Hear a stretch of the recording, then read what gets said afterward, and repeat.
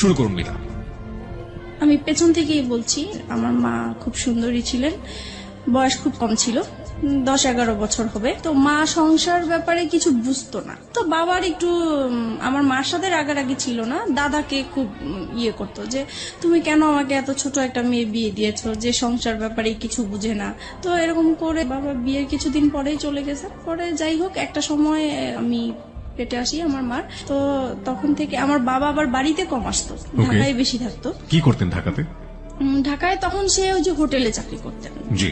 তারপরে আমি হওয়ার পরে আমার বাবাকে খবর দিয়েছেন দেখার জন্য। তো আসছে উনি, আসার পরে আবার চলে গেছেন। তো বাবা বাড়িতে আসা যাওয়ার খুব গ্যাপ ছিল। তো এটা হয়তো বা আমার মার পছন্দের ছিল না। পরে এক সময় উনি আরেকটা সম্পর্কে জড়িয়ে যান। আপনার বাবা?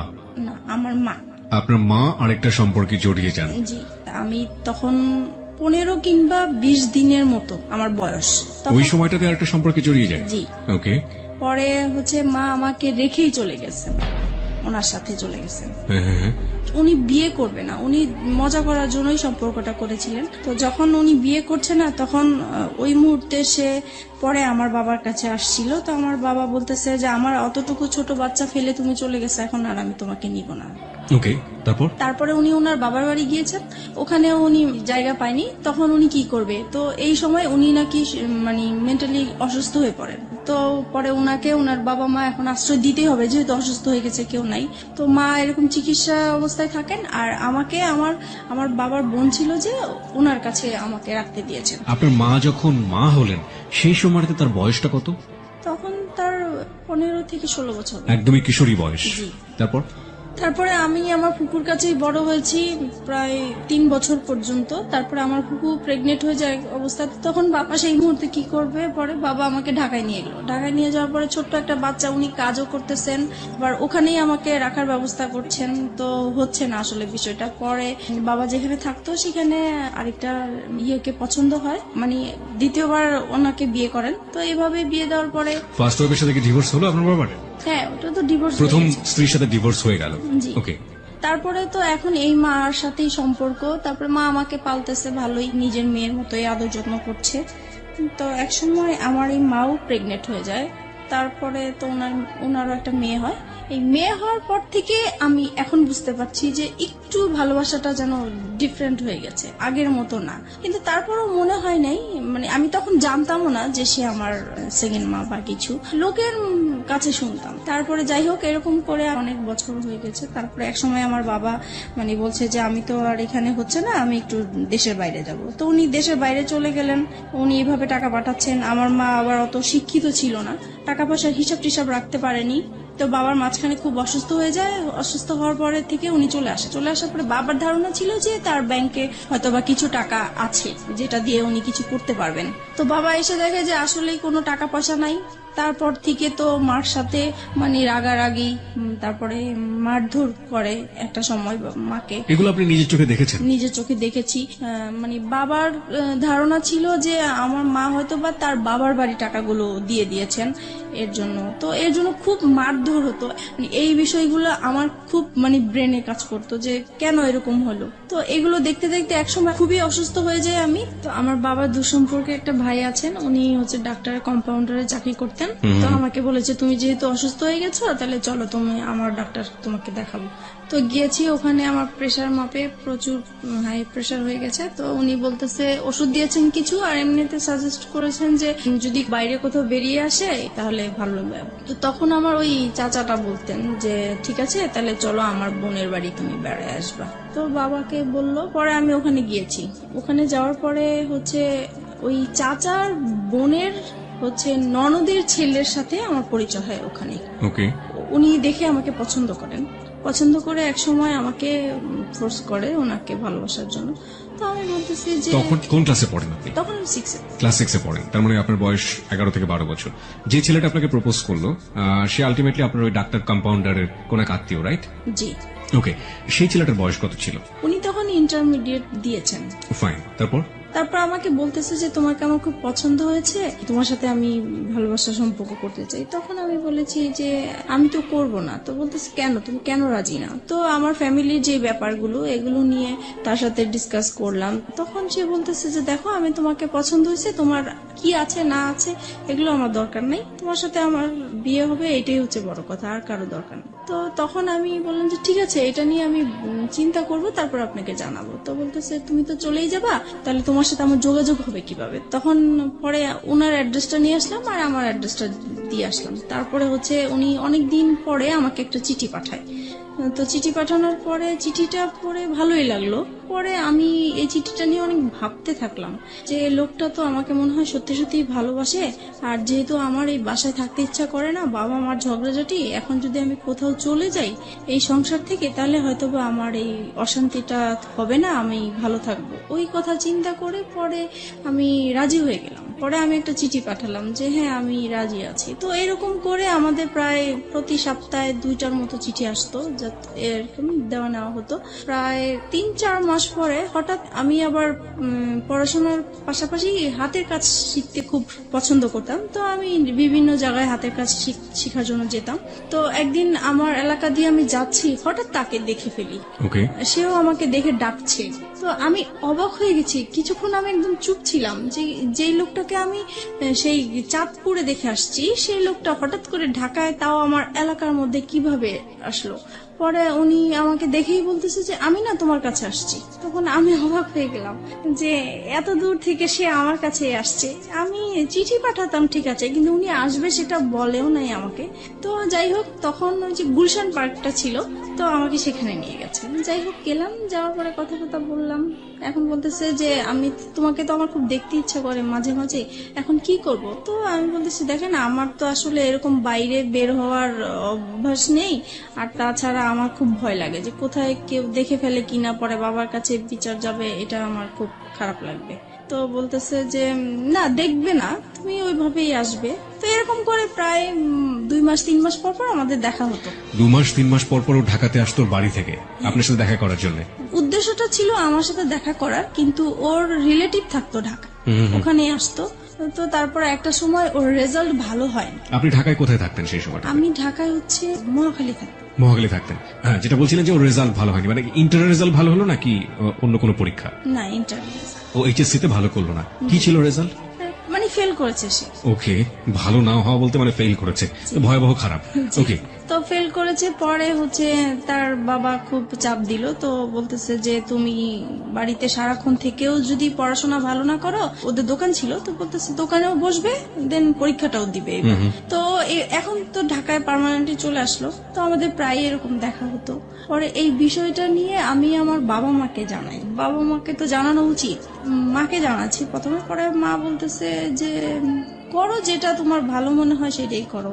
আমি চাইবো না যে তুমি এমন কিছু করো যে আমাদের এলাকার মধ্যে একটা নাম আছে, আমি চাই না সেইটা আমাদের খারাপ কিছু আসুক। আপনার মা এটা আপনাকে বললো? জি। ওকে, আপনি মাকে কি বলেছিলেন?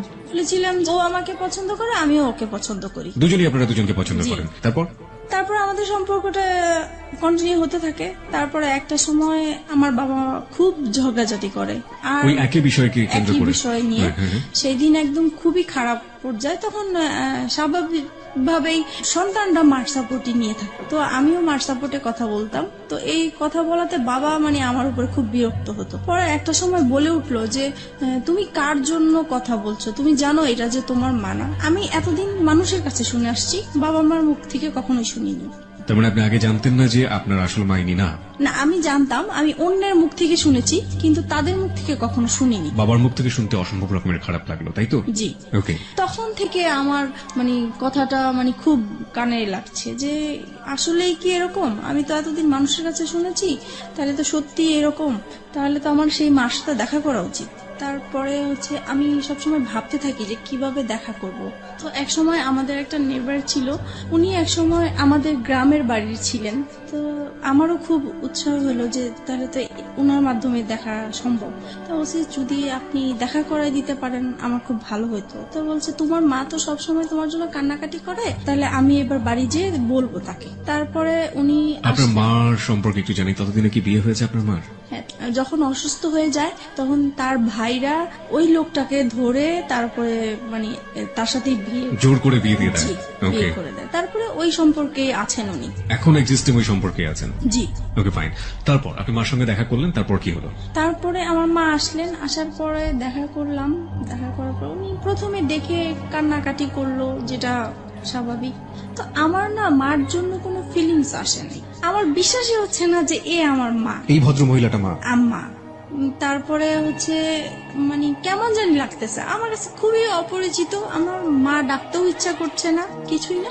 তারপরে উনি আমাকে লাস্টে বললো, শুধু এটাই বললো যে তোমাকে আমি আমার ইচ্ছে করে ফেলে আসি নাই, আমার কিছু সমস্যা ছিল এই কারণে ফেলে আসছি। আমি তাকে কোশ্চেন করেছিলাম, আপনার মাকে আপনি কোশ্চেন করলেন প্রথম দেখাতে, তুমি আমাকে কেন ফেলে এসেছিলে? কেন ফেলে তখন আপনার মা এই উত্তরটা দিয়েছিল। হ্যাঁ, তখন বলেছে আমি বাধ্য হয়েছিলাম। যে যাই হোক, উনি ওনার মতো বললো, কিন্তু তারপরও আমার মার জন্য আমার কোনো ফিলিংস কাজ করলো না। তারপরে উনি লাস্ট যে কথাটা বলেছেন যে তুমি একবার শুধু আমাকে মা ডাকো।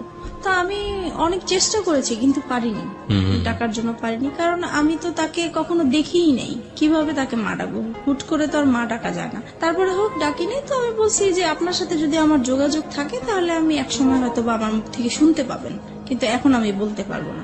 তারপরে আমি বাসায় চলে আসি। বাসায় আসার পরে আমি ওই যার মাধ্যমে আমার মাকে পরিচয় হয়েছে, তো উনাকে বলে দিছি যে আমি যে আমার এই মার সাথে দেখা করেছি এটা আমার এই মার কাছে বলবেন না, ইভেন কি আমার বাবার সাথেও বলবেন না। তো উনি বলছে ঠিক আছে, তুমি জানাতে না চাইলে বলবো না। তো আমিও জানাই না এই বিষয়টা, এইভাবেই আছে। তো আর কখনোই মনে হয় নাই যে আমার মার সাথে আমি দ্বিতীয়বার দেখা করি বা কথা বলি, এরকম কখনোই আমার ফিলিংস আসে নাই। তারপরে একটা সময় বাবার এরকম আরো বেশি জ্বালাচ্ছে, অশান্তি করছে। তারপরে চিন্তা করলাম যে বিয়ে করে ফেলি, তাহলে চলে গেলে আর বাবা মার এই ঝগড়াঝাটি দেখতে হবে না। তখন আপনার বয়স কত? তখন 14-15 হবে। ওই ছেলেটার সাথে চিন্তা ভাবনা করছেন জি, এবং পরিবার থেকে এই ধরনের অশান্তি থেকে বের হয়ে যাওয়ার বের জন্য হওয়ার জন্য। এই ধরনের প্ল্যান। জি। ওই ছেলেটাকে কি মনে প্রাণে তখন ওই ছেলেটার প্রতি এক ধরনের এফেক্টেড হয়ে যাওয়া, একদম অদ্ভুত রকমের ভালো লাগা, ওকে দেখলে না দেখলে ভালো লাগে না, একেবারে মজে আছেন ওর প্রেমে, এরকম একটা ব্যাপার কি ছিল? এইরকম কিছু ছিল, কিন্তু আমার বেশি কাজ করতে হলো যে এখান থেকে আমাকে বের হতে হবে, ওকে, সেটা যে কোনো ভাবেই হোক না কেন। যে কোনো ভাবেই হোক। কেন বেরোতে হবে? কারণ এখানে যে মা বাবা ঝগড়াঝাটি করছে, এগুলো আমি যত দেখছি ততই আমি অসুস্থ হয়ে পড়ছি। যে আপনি চেষ্টা করছিলেন যে কোনো ভাবেই হোক না কেন আপনার এই পরিবার, যে পরিবারে আপনি বড় হয়েছেন, সেই পরিবার থেকে যে কোনো ভাবে বের হয়ে যাওয়া। তারপরে আমি ওকে বললাম বিয়ের কথা। তো সে বলল যে এখন বিয়ে করব, এখন তো আমি নিজের পায়ে এখনো দাঁড়াতেই পারিনি। তো আমি বলছি যে দেখো, এখন আমাকে এখান থেকে বের হতেই হবে। তো সে বলল যে ঠিক আছে, আমি আমার বাবা মাকে বিষয়টা জানাই। তো সে তার বাবা মাকে জানিয়েছে। তো ওনারা প্রথমে রাজি হয়নি, পরে ও একটু রাগারাগি করলো ফ্যামিলিতে। তখন ওর বাবা এক সময় মেনে নিল যে ঠিক আছে, তুমি যেটা বলছো সেটা, তবে আমরা যাব, কথা বলবো ওদের সাথে। তারপরে ততদিনে ও তো ওর বাবার দোকানে বসে কাজ করছে এবং পাশাপাশি পড়াশোনা করছে, ইন্টারমিডিয়েট ফেল করেছে সব গৌরবে, তাই তো? ওকে। তখন তারপরে আমি বললাম যে না, আমি এটা ফ্যামিলিগতভাবে করতে চাচ্ছি না। তখন বলছে কেন? আমি বলতেছি এখানে অনেকগুলো প্রবলেম আছে, আমি তো তোমাকে আগেই বলেছি যে আমার বাবার টাকা পয়সা নাই, সে অনুষ্ঠান করে বিয়ে দিতে পারবে না। তারপরে বলতেছে দেখো, বাবা মা এখন চাচ্ছে, কি করব? পরে আমি বলতেছি দেখো, এখন যদি আমাকে তুমি ভালোবেসে থাকো, বিয়ে যদি করতে হয় একা করতে হবে, কারণ আমি আমার বাবার অবস্থা জানি, আমি নতুন করে অশান্তি দিতে পারবো না। তখন সে রাজি হয়ে গেল বিষয়টা। তো আমরা একদিন ঘুরতে গিয়েছিলাম, ওখান থেকে হঠাৎ করে সে আমাকে কাজে অফিসে নিয়ে যায়। আমিও জানতাম না যে আজকে আমার বিয়ে হবে। তারপরে হচ্ছে বিয়ে করে ফেলি। তখন আমার 18 বছর হয়নি, কিন্তু ওখানে 18 বছর দেওয়া হয়েছে। 3 লাখ টাকা কাবিননামা হয়। বিয়ে করার পরে এখন ওর বাবা মার কাছে জানিয়েছে। ওর বাবা মা বলছে আমরা যেখানে রাজি হয়েছিলাম তুমি সেখানে একা কেন করতে গেলে? রাইট। তারপরে বলতেছে তাহলে তুমি আমার বাড়িতে আর উঠবা না। তো এখন ও কোথায় যাবে? পরে কি করব, আমি আমাদের বাসায় নিয়ে আসলাম। পরে মাকে বলেছি, বাবাকে বলছি, কারণ তাদের আমার মনে হচ্ছে তারা খুশি হয়েছে, যেহেতু তাদের কোনো টাকা পয়সা খরচ হচ্ছে না। তারপরে যাই হোক, আমরা ওখানেই ছিলাম প্রায় 2-3 মাস। পরে আমার হাজবেন্ডের খালা আছে, বড় খালা, ওরা সবাই ওই খালার কথা শুনেই চলে। তো ওনাকে জানিয়েছে বিষয়টা। তো উনি ওর বাবাকে যেভাবেই হোক ম্যানেজ করেছে। 2-3 মাস পরে আমাকে মেনে নেওয়া হয়। পরে আমি ওর সাথে চাঁদপুরে চলে গেলাম। আমার শ্বশুর মানে মেনে নিতে হবে দেখেই মেনে নেওয়া, কিন্তু মন থেকে যে মেনে নেওয়া সেটা আসলে হয়নি। ওনাকে সালাম করলে কখনোই সালামের উত্তর নিত না। আচ্ছা, তাছাড়া আমার সাথে কথা বলতো না। তারপরে আমি যদি ভাত বাড়তে যেতাম টেবিলে, উনি কখনোই খেতে আসতো না। আর সারাক্ষণ ওনার ছেলেকে বকা, এমনকি আমার সামনে মারতেও গিয়েছে যে কেন তুমি এরকম মেয়ে বিয়ে করলা। বড় ছেলে নিয়ে সবারই একটা আশা ছিল। তারপর হয়েছে যেটা এখন শাশুড়ি কেমন ব্যবহার করতো, বাকি মেম্বার যারা ছিল তারা কেমন ব্যবহার করতো? মোটামুটি ভালোই ছিল, কিন্তু শাশুড়ি ননদ এরা সবসময় আমাকে ভুল ধরার চেষ্টা করতো। আচ্ছা, তাদের মন পাওয়ার জন্য আমি সবকিছু কাজ করেছি, তারপরেও সব সময় ভুল ধরতেই থাকতো। এক সময় হয়েছে কি, বড় ধরনের একটা ঝগড়া হয়েছে। সেটা হচ্ছে আমার শ্বশুর শাশুড়িরা ওনারা চিটাগাং গিয়েছে বেড়ানোর জন্য। যেহেতু ঢাকায় বড় হয়েছি, পুকুর দেখে আমার খুব ইচ্ছা হয়েছে যে আমি একটু পুকুরে গোসল করবো। ওকে, ওনাদের বাড়ির কেউ আবার পুকুরে গোসল করেন, ওনারা খুব পর্দাশীল মানুষ। ছেলের বউ কেন পুকুরে গোসল করবে, কিন্তু পুকুরটা চারপাশে ঢাকা ছিল। ওকে, তারপরেও মানে পুকুরটা পর্দাসীন পুকুর। জি, তারপরে ওখানে আমি গোসল করেছি। আমার দেবরটা হচ্ছে কি, মানে আমার সাথে এরকম আচরণ করতে মনে হয় যে আমার ভাসুর, সে আমাকে পরিচালনা করবে। তো এটা আমার পছন্দ হতো না। তো সে এসে আমাকে বলতেছে, কি ব্যাপার, আপনি কেন পুকুরে গোসল করলেন, এই সেই, আপনি জানেন না পুকুরে গোসল করে আমাদের পছন্দ না। তো বলছে আমার একটু ভালো লাগছে, আর বাড়িতে তো কেউ ছিল না। এই নিয়ে সে আমার বাবা মা তুলে গালাগালি শুরু করছে। আপনার হাজবেন্ড কি করছিল তখন? ও তো ঢাকায় থাকতো, আমি বাড়িতে থাকতাম। আচ্ছা, তারপরে হচ্ছে গালাগালি করতেছে আমার বাবা মাকে। তখন আমার খুব খারাপ লাগলো যে আমি অন্যায় করছি, আমার বাবা মাকে কেন গালিগালাজ করবা। তখন আমিও তার বাবা মাকে গালাগালি করি। পরে হচ্ছে সে ইমিডিয়েটলি সে আমার শ্বশুর শাশুড়িকে ফোন দিয়েছে। তারা মানে তখনই একদম চিটাগাং থেকে চলে আসছে, আমার বিচার হবে। আমার হাজবেন্ডকেও খবর দিয়ে আনা হয়েছে। তারপরে সেই আসরে কি হলো, সেখানে বলছে যে আমাকে আমার শ্বশুর শাশুড়ির কাছে মাপ চাইতে হবে বাদর। তা আমি বলছি ঠিক আছে, আমি যদি অন্যায় করে থাকি আমি মাপ চাবো, কিন্তু সে যে আমার বাবা মাকে বকা দিছে, তাহলে আগে সে আমার বাবা মার কাছ থেকে পা ধরে মাপ চাই আসো, তারপরে আমি যাবো। বলো হ্যাঁ, বউ হয়ে এত বড় কথা, এতগুলো মুরব্বী মানুষ আমরা বসে আছি। তারপর আমার হাজবেন্ড এসে বলতেছে মাপ চাও মাপ চাও। আমি বলতেছি না, আমি তো চাইবো না, আগে আমার বাবা মার কাছে মাপ চাই আসুক, তারপরে আমি যাবো। পরে এই কথা বললাম কেন, সে সবার সামনে আমাকে অনেক মারধর করলো। এই সে প্রথম আমার গায়ে হাত তোলে। আমি বিয়ে কতদিন পরে? প্রায় 3-4 মাস পরে। ওকে, পরে সেদিন রাতে আমার প্রচুর রাগ উঠলো। তারপরে আমি করলাম হচ্ছে যে তাকে বললাম রাগের মাথায় যে কালকের মধ্যে যদি আমাকে ঢাকায় নিয়ে না যাও, তাহলে আমার এখানে লাশ দেখবো আমার। তো সে খুব ভয় পেয়ে গেছে। তখন তার বাবা মাকে বলে ঢাকায় নিয়ে আসলো আমার বাবার বাড়িতে। আমি বলছি আর যাবো না। পরে যাই হোক, আমার কথাটাই রইলো, আমি বাবা মার কাছে ছিলাম। এক সময় পরে বাবা আবারও সেই তো ঝগড়াঝাটি আছেই বাবার সংসারে। তখন একদিন আমি খুব রাগ হইলাম বাবার সাথে। তখন বাবা আমাকে বলেছে যে তুমি এখন অন্যের হয়ে গেছো, এখন আর আমাদের কেউ না, তুমি আমাদের সংসারে কিছু বলতে আসবা না। এই সে আরো কিছু বকা দিল আমাকে। পরে বলতেছে, বাবা বলতেছে তুমি কালকের মধ্যে আমার ঘর থেকে বের হয়ে যাবে, আমি কালকে যেন তোমাকে আর দেখতে না চাই। পরে মা বলতেছে যে তোর বাবা তো অনেক রেগে গেছে, তা কাজ কর, আমি তোকে একটা আলাদা বাসা নিয়ে দেই, ও আসলে পরে ওকে বলবো আমি সবকিছু। তখন আমি আমার মার কাছাকাছি একটা বাসা নিলাম। পরে ও বাড়ি থেকে আসছে হঠাৎ করে, তো মার বাসায় আসছে। এখন দেখতেছে আমি নাই। তো মাকে জিজ্ঞেস করলো কি ব্যাপার, ও কোথায়? তো বলতেছে ও তো আলাদা বাসা নিয়েছে। তখন তো সে খেপে গেল, কেন সে বাসা নিবে? সে তো আমাকে বলেছিল যে তার বাবার বাড়ি অন্তত 2 থেকে 3 বছর থাকবে, তারপরে সে আলাদা কিছু করবে। এখনই সে করলো, আমার তো কিভাবে কি করব আমি। তারপর থেকে মানে আমাদের এতদিন পর্যন্ত মানে ভালোই ছিল, আমাদের সংসার জীবন বলেন, ভালোবাসা সম্পর্ক বলেন, সবকিছুই ভালো ছিল। যে আলাদা বাসা নিলাম, এখন ওর ইনকাম করতে হবে। বাবা মা চাপ দিচ্ছে যে নিজে নিজে বিয়ে করেছো, তারপরে বউকে আবার বাবার বাড়ি রেখে আসছো, তো এটা তো ঠিক হয় নাই। তোমার শ্বশুর বাড়ি থেকে কিছু না পাই, অন্তত বউর সেবাটা তো আমাদের পাওয়া উচিত, তুমি কেন আমাদের বউ সেবা থেকে বঞ্চিত রাখছো? এই তো তার মাথায় একটা প্রেশার আছে। তারপরে এভাবে আমাদের প্রায় 2টা বছর কেটে যায়। বাসার খরচটা কিভাবে আসতো? পরে ও ওর বাবার দোকান থেকে নিয়ে আসতো টাকা পয়সা। প্রতি মাসে মাসে টাকা পয়সাগুলো নিয়ে আসতো? জি। ওকে, এবং এটার জন্য পারিবারিক ভাবে ওকে বিভিন্ন রকমের হ্যাসেল পোহাতে জি হতো? জি। তারপরে আমার বেবি পেটে আসে। তো একটা সময় বুঝতে পারলাম যে আমার বেবি হওয়ার পর থেকে আমার হাজবেন্ডের অ্যাটিটিউড একটু আলাদা হয়ে যাচ্ছে, কি রকম যেন হয়ে যাচ্ছে, খিটখিটে মেজাজ হয়ে যাচ্ছে। তার সব কাজ নিখুঁত হতে হবে এরকম। কি রকম রান্না করলাম, রান্না ভালো হলো না, এটাতে এই লবণ বেশি হলো, হলুদ বেশি হলো, ভাত কেন নরম হলো, এই রকম মানে সামান্য বিষয় নিয়ে মানে ঝগড়াঝাটি হতো আমাদের।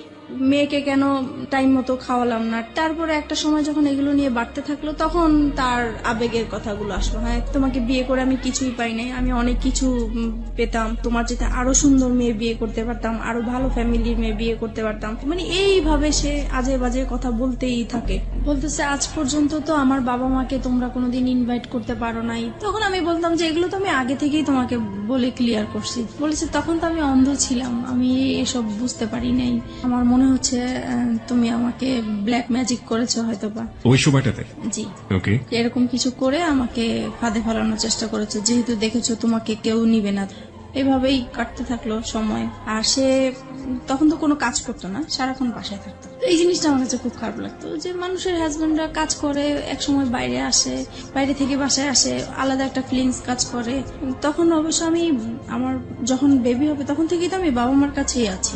পরে এক সময় এটা নিয়ে বাবা মা আমার উপরে রাগ করে যে তুমি এতদিন আমাদের ঝগড়া দেখে তোমরা এরকম করছো, এখন তোমরাও ঝগড়া করতেছো। তখন কি করবো আর, করে একদিন বাবা প্রচুর ঝগড়া করে মার সাথে। তখন আমি বলতেছি কি যে তুমি এরকম ঝগড়া করো না, তোমার জামাই পাশের রুমে থাকে, খারাপ বলে ঝগড়া করো না, যদি ঝগড়া করতে হয় তাহলে এই বাড়িতে আর আসবে না, তুমি অন্য কোথাও চলে যাও। তো বাবার মাইন্ডে খুব লাগছে যে মেয়ে হয়ে আমাকে এই কথাটা বললো। পরে বাবা আমাদেরকে ছেড়ে চলে গেছে, তো ও আলাদা বাসা নিবে এখন।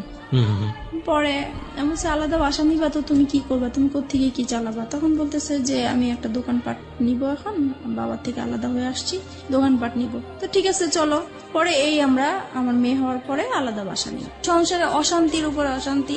তারপরে আমার শ্বশুর শাশুড়ি বলে যে তুমি এখনো সময় আছে, ওকে ছেড়ে দাও, এখনো তোমাকে আমরা ভালো জায়গায় বিয়ে দিতে পারবো, এই সেই এগুলো আছে। আর তাছাড়া ও সবসময় কি অন্য মেয়েদের প্রতি একটা আকৃষ্টিত থাকতো, যে কোনো সুন্দর মেয়ে থাকলে বলতো, আমার সামনেই বলতো যে ওর সাথে যদি আমি একদিন করতে পারতাম আমার সার্থক হতো। পরে ঝগড়া হলেই মাঝে মাঝে বলতো যে আমাকে অনেকেই বিয়ের প্রস্তাব দিয়েছে, প্রেমের প্রস্তাব দিয়েছে, আমি তাদেরকে বিয়ে করিনি, আমি অনেক বড় ভুল করেছি, এই সে এগুলো বলতো। এগুলো আমার খুব খারাপ লাগতো, এগুলো নিয়ে আমাদের সংসারে খুব অশান্তি হতো। বিশেষ করে ও বাসায় থাকতো, এই জিনিসটা আমি একদমই পছন্দ করতাম না, ও কোনো কিছু করতো না। পরে এক সময় কি হয়, নতুন একটা মার্কেটে দোকান নিয়েছে, ওইটা মার্কেটটা ভালো করে স্টার্ট হয় নাই, তাই দোকানও ভালো চলে না, তো দোকানটা ছেড়ে দিল শেষ পর্যন্ত। তারপরে যেটা হয়েছে, এক এক করে ও যেটাই হাত দেয় সেটাই লস হয়। এইভাবে ওর বাইরের যেই অশান্তি হলে সেটা ঘরের মধ্যে নিয়ে আসবে। তারপরে সে শেয়ার বাজারে ঢুকলো। তারপরে শেয়ার বাজারও তো খুব অবস্থা খারাপ ছিল, সেটা নিয়ে বাসায় খুব ঝগড়াঝাটি হতো, তার মন খারাপ হতো। যদি বাসায় কিছু লাগতো বলতাম, তখনই সে খেপে যেত। তারপরে বলতো যে তোকে বিয়ে করে আমার ভাগ্যটা খারাপ হয়ে গেছে, আগে তো এরকম খারাপ ছিল না।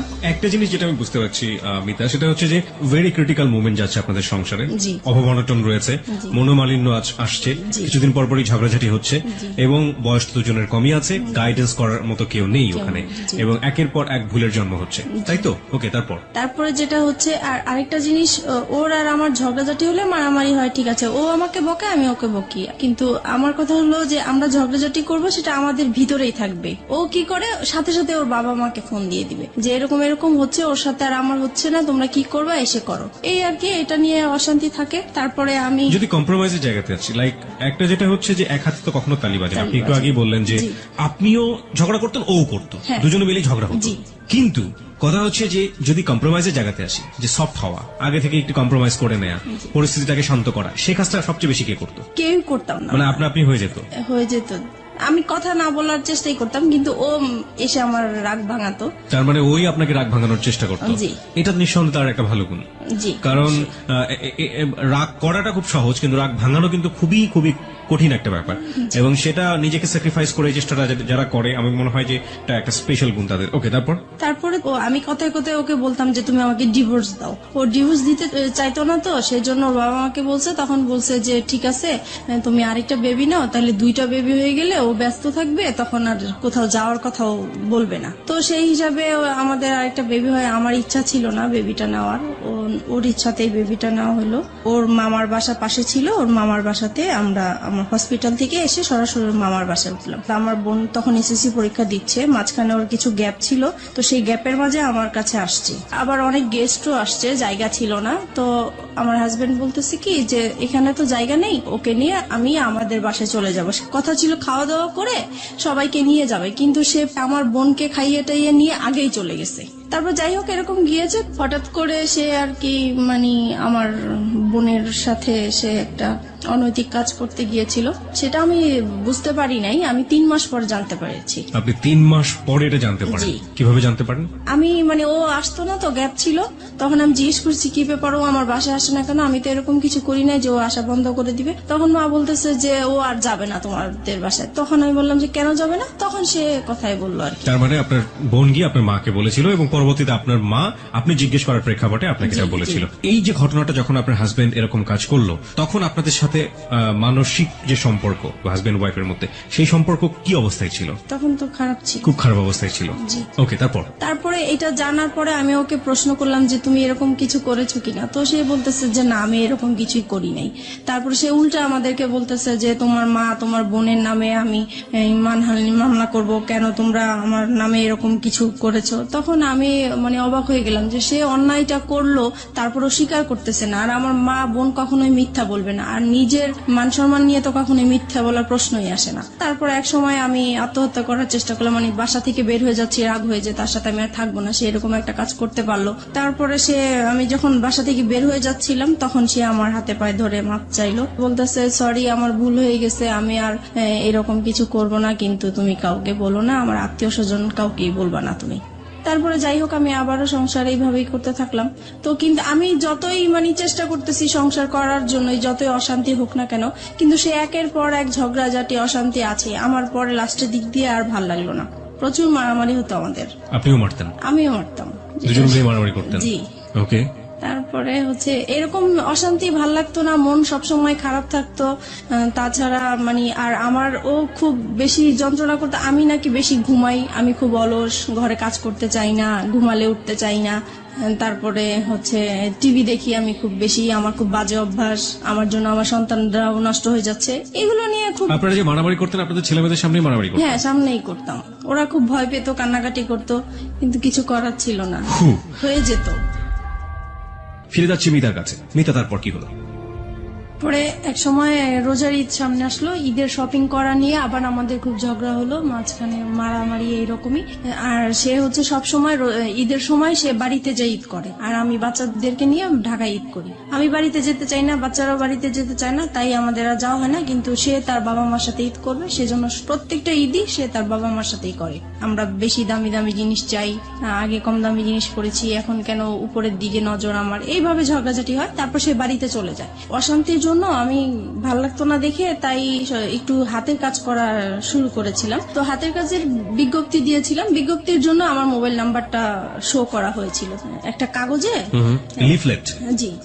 তারপরে ওগুলা শেখানোর জন্য নাম্বার দিয়েছিলাম। তো আমি ভাবছি ওখান থেকে হয়তোবা ফোন টোন এসছে, তো রিসিভ করেছি। একটা লোক আর কি এরকম দুষ্টামি করতেছে, কথা বলতেছে। তো আমি বলছি আপনি কিসের জন্য ফোন করেছেন? বলতেছে এমনি আমার ভালো লেগেছে তাই ফোন করছি। তো আমি পরে ফোনটা রেখে দিছি, আমি আর কথা বলি নাই। তো উনি প্রায় এরকম 2-3 দিন ফোন দিত। তারপরে এক সময় বলতেছে যে আসলে আমি আপনার সাথে ফ্রেন্ডশিপ করতে চাই। সেই সময় কি আমার তো মন মেজাজ খারাপ ছিল, ভালো লাগতো না। তখন কেন জানি হঠাৎ করে মনে হয়েছে যে সে শুধু ফ্রেন্ডশিপ করতে চায়, কথাই বলতে চায়, তাই কথা বললে সমস্যা কি? সপ্তাহখানিক কথা বলেছি পরে একদিন সে আমাকে বলতেছে কি যে আপনাকে আমি দেখতে চাই একটু। যাই হোক আমরা রাজি হয়েছি দেখা করার জন্য, দেখা করতে গিয়েছে আমার বাসায়। এক সপ্তাহের মধ্যে আপনি রাজি হয়ে গেলেন? জি। তারপরে দেখা করলাম, পরে সে আমাকে মানে একটা কথা বললো যে আচ্ছা আমরা তো ফ্রেন্ডশিপ আছি, আমরা কি ফ্রেন্ডশিপের বাইরে অন্য কিছু করতে পারি? তো আমি বলছি কিরকম? বলতেছে যা হয় আর কি। তো আমি বুঝতে পারছি উনি খারাপ কিছু ইঙ্গিত দিয়েছে আমাকে। তো আমি বলছি না, এটা আমার পক্ষে সম্ভব না। তারপর এই বলে আমি পরে ওখান থেকে তার সাথে আমার সম্পর্ক শেষ হয়ে গিয়েছে। Fine, let me no one thing, আপনার সম্পর্কে উনি কতটুকু জানতেন? আপনার যে 2 সন্তান হ্যাঁ, আছে? আমি সবই বলেছি, আমাদের কথা এগুলোই হতো, আমার সংসারে কি হয়েছে না হয়েছে, আমার কিভাবে বিয়ে হয়েছে। আপনি সবকিছুই এক সপ্তাহের মধ্যে তাকে শেয়ার করে দিয়েছেন? জি। মানে আমার তো কখনোই ফ্রেন্ড ছিল না, তাই প্রথম তাকে পেয়েছি, ফ্রেন্ডশিপ যেহেতু করে ফেলেছি সেজন্য আমি আমার কথাগুলো বলেছি, মানে একটু হালকা হওয়ার জন্য বলতে চেয়েছিলাম। Okay fine. এবং এটা জানার পরে সে আপনাকে ফার্স্ট দেখা হতে সে আপনাকে ধরনের একটা অফার করলো? জি। তারপরে আমার কাছে খুব খারাপ লাগলো বিষয়টা যে আমি তাকে তো সবকিছু আমি তাকে বলেছি, সে কেন আমাকে এই ধরনের প্রস্তাব দিবে। পরে আমি আর তার সাথে কথা বলি নাই। পরে সে ফোন দিত আমাকে, প্রায় আমি রিসিভ করতাম না। পরে অনেক ডিস্টার্ব করতো দেখে পরে একদিন রিসিভ করে বলতেছে আপনি আমাকে আর ফোন দিবেন না, আপনার সাথে আমি আর কথা বলতে চাই না। তো যাই হোক এখানে স্টপ হয়ে গেল। এটা তার খুব মাইন্ডে লাগলো যে আমি তাকে এইভাবে ইগনোর করলাম। তারপরে সে আমার নাম্বারটাই তার ফ্রেন্ডকে দিল। আমি এটা জানতাম না যে তার ফ্রেন্ড। প্রায় 1-2 মাস পরে আমাকে আবার একটা রং নাম্বার থেকে ফোন আসছে। তো এবার ভাবছি যে আর কোনো ফোন ধরবো না, কারণ রং নাম্বারে আসলে সবাই ভালো থাকে না। পরে ওই নাম্বারটা থেকে প্রায় ফোন টোন আসে। তারপরে এত ফোন আসে, নিশ্চয়ই আমার কোনো কাস্টমার হতে পারে বা কিছু, ধরি। তো সেই একই রকম কথাবার্তা বলতেছে, ওনার পরিচয় দিল। তারপরে আমি কথা বলতে শুরু করলাম। পরে বলল যে আসলে আপনি কি চান, আমি ওনাকে জিজ্ঞেস করলাম। তো উনি বলতেছে আসলে আপনার সাথে আমি ফ্রেন্ডশিপ করতে চাই। আমি বলছি যে না, আমি কারোর সাথে ফ্রেন্ডশিপ করবো না, আপনি ভুল জায়গায় ফোন দিয়েছেন। প্রায় 3 মাস পরে উনি আবার ফোন দিয়েছে। তো সেই সময় তো আর আমার নাম্বারটা মনে ছিল না, আমি বুঝতেও পারি নাই যে উনি ফোন দিয়েছেন। তারপরে উনি বলতেছে দেখেন আসলে আমি আপনার কাছে কিছুই চাই না, আমিও নিজে খুব মানসিক অবস্থা খুব খারাপ, তাই আমি চাই আপনার সাথে একটু ফ্রেন্ডশিপ করার জন্য। তো আমি আবারও আমার মনটা জানি কেমন হয়ে গেলাম। তো আমি ভাবলাম ঠিক আছে, দেখি, সবাই তো আর খারাপ হতে পারে না, কথা বলে দেখি। তো এইভাবে ওনার সাথে কথা বলতে বলতে প্রায় 1 সপ্তাহ হয়ে গেছে কথা বলছি। 1 সপ্তাহ পরে ও আবার বাড়ি থেকে চলে আসছে পরে আমি মোবাইলটা অফ করে রাখছি, যে জানি এখন যদি ফোন আসে আমি রিসিভ করলে সমস্যা হবে। তো আমি 2 দিন আমার ফোনটা অফ ছিল। পরে এক সময় ও কাজের জন্য বাইরে যায়, পরে আমি ফোনটা খুলি, খোলার পরে সেই ফোনটা আবার আসে। পরে আমাকে বলতেছে দেখেন আপনি 2 দিন ফোনটা অফ করে রেখেছেন, আমার আসলে খুবই খারাপ লাগতেছে, আমি আপনার প্রেমে পড়ে গেছি, মানে এরকম করে বলতেছে। তো আমার কাছে কেমন জানি বিষয়টা লাগলো। তো আমি আর কিছু বলি নাই, আমি ভাবছি কি হয়তো বা দুষ্টামি করে বলে, অনেকে তো দুষ্টামি করে বলে, সেই রকম হয়তো বা বলে। তারপরে যাই হোক, রাতে আবার ফোন দিয়েছে উনি, এখন তো আপনাকে আমার খুবই দেখতে ইচ্ছা করতেছে, আমার খুবই খারাপ লাগতেছে। তখন আমি বললাম যে দেখেন আমি তো দেখতে সুন্দর না, আর আমাকে দেখলেও আপনার পছন্দ হবে না, আপনি যেহেতু ভার্সিটিতে পড়েন, আপনি খুবই স্মার্ট, আমি আপনার পাশে একদম মানানসই হব না, রাস্তায় দেখলে মানুষ হাসবে, মানে আমি এরকম করে বলতেছি যেন সে মানে আমার দেখার ইচ্ছাটা না জাগে। ওনার নামটা কি ছিল? ওনার নাম রাসেল ছিল। Russell, okay fine. তারপরে হচ্ছে এখন বলতেছে দেখা করব। তো আমি ভাবলাম যে দেখা করব তো, আর আমার এই বিজনেসের কারণে আমার কাঁচামাল আনার জন্য মার্কেটে যেতে হয়। তো আমি বলতেছি তো ঠিক আছে, আমার তো শুক্রবারে শপিং এ যাব আমি, তখন হয়তোবা সেই ইয়েতে আপনি যদি মার্কেট আসেন তাহলে আমি ওখানেই দেখা করতে পারবো। তো উনি রাজি হয়ে গেল। নির্দিষ্ট জায়গা বললাম, ওখানে উনি গাড়ি নিয়ে দাঁড়িয়েছিল আমার জন্য। তারপর ওনাকে দেখে মানে আমি খুব অবাক হয়ে গেলাম যে অনেক সুন্দর লোকটা। উনি আমাকে দেখে হাসতেছে মিটমিট করে। তো আমি জিজ্ঞেস করলাম আপনি কেন হাসতেছেন? বলতেছেন আপনি তো ফোনে অনেক কিছুই বলছেন, আপনি তো অনেক সুন্দর। তো যাই হোক, এভাবে কথা বলতে বলতে পরে উনি বললো আর কি যে ওনার একটা সম্পর্ক একসাথেই পড়াশোনা করতে একটা মেয়ের সাথে, ওনার সাথে সম্পর্ক নষ্ট হয়ে গিয়েছে, তাই তারপরে উনি ব্যবসা করতো, যে ওনার ব্যবসায় লস খেয়েছে, সবকিছু মিলিয়ে ওনার খুব অশান্তি, মন ভালো না, তাই সেজন্য একটা ফ্রেন্ড চায়। তো আমার সাথে এই জন্য ফ্রেন্ডশিপ করেছে। প্রত্যেক শুক্রবারই আমরা দেখা করতাম ওনার সাথে। তখন আপনি হাজবেন্ডের সাথে থাকতেন? জি। আপনার হাজবেন্ড এগুলো জানতো? কেউই জানতো না। কন্টিনিউয়াসলি আপনি গোপন করে যাচ্ছেন বিষয়গুলো। আপনার হাজবেন্ড কখনো আপনার মোবাইল চেক করতো? না, কখনোই চেক করতো। আচ্ছা, আপনি যে কথাগুলো বলতেন সেই সময়টা থেকে আপনার সন্তানরা আপনার পাশে থাকতো? না, কারণ ওরা তখন, আমার বড় বেবি তখন স্কুলে পড়তো, আর ছোটটা তো একদমই ছোট ছিল। তারপরে আপনি নীরবে নিভৃতে একা তার সাথে কথা বলতেন। জি। প্রিয় শ্রোতা, গ্রাফটা একটু আবিষ্কার করার চেষ্টা করছি, এবং এটা এমন একটি ঘটনা যেটা সমাজে একেবারেই ঘটে না তা না, হ্যাঁ, এবং একেবারে যে হরহামেশা ঘটে তাও না, ঠিক আছে? বাট সন্দেহের জায়গাগুলো একটু পরিষ্কার করার জন্য আসলে প্রশ্নগুলো করে। আপনার হাজবেন্ড আপনাকে সন্দেহ করতে, আপনি যেটা বলছেন, টুকটাক সন্দেহ করার জায়গাটা থেকে আপনি কখন আপনার হাজবেন্ডকে সন্দেহ করতেন? না, আমি কখনোই করতাম না। কেন করতেন না? কারণ আমি জানি সে এই টাইপের মেয়ে মানুষ দেখলে সে তাকিয়ে থাকে, সে যাবে, সে মানে এরকম আছে, এর জন্য আমার সন্দেহ হতো না। আপনি কনফার্ম ছিলেন যে সেসব কাজ করে? সে মেয়ে মানুষের প্রতি একটু উইক আছে। একটা জিনিস একটু বলেন আমাকে, প্রতি শুক্রবার তার সাথে আপনি দেখা করতেন, কোথায় দেখা করতেন? এটাও যে আমি মার্কেটে যেতাম, আমি আমার কাজে যেতাম, পাশে উনি থাকতো, এই আর কি। ওনার সাথে একসাথে মিলে শপিং করতেন? জি। How dare you! আপনার হাজবেন্ডের সামনে যদি পড়ে যেতেন কখনো?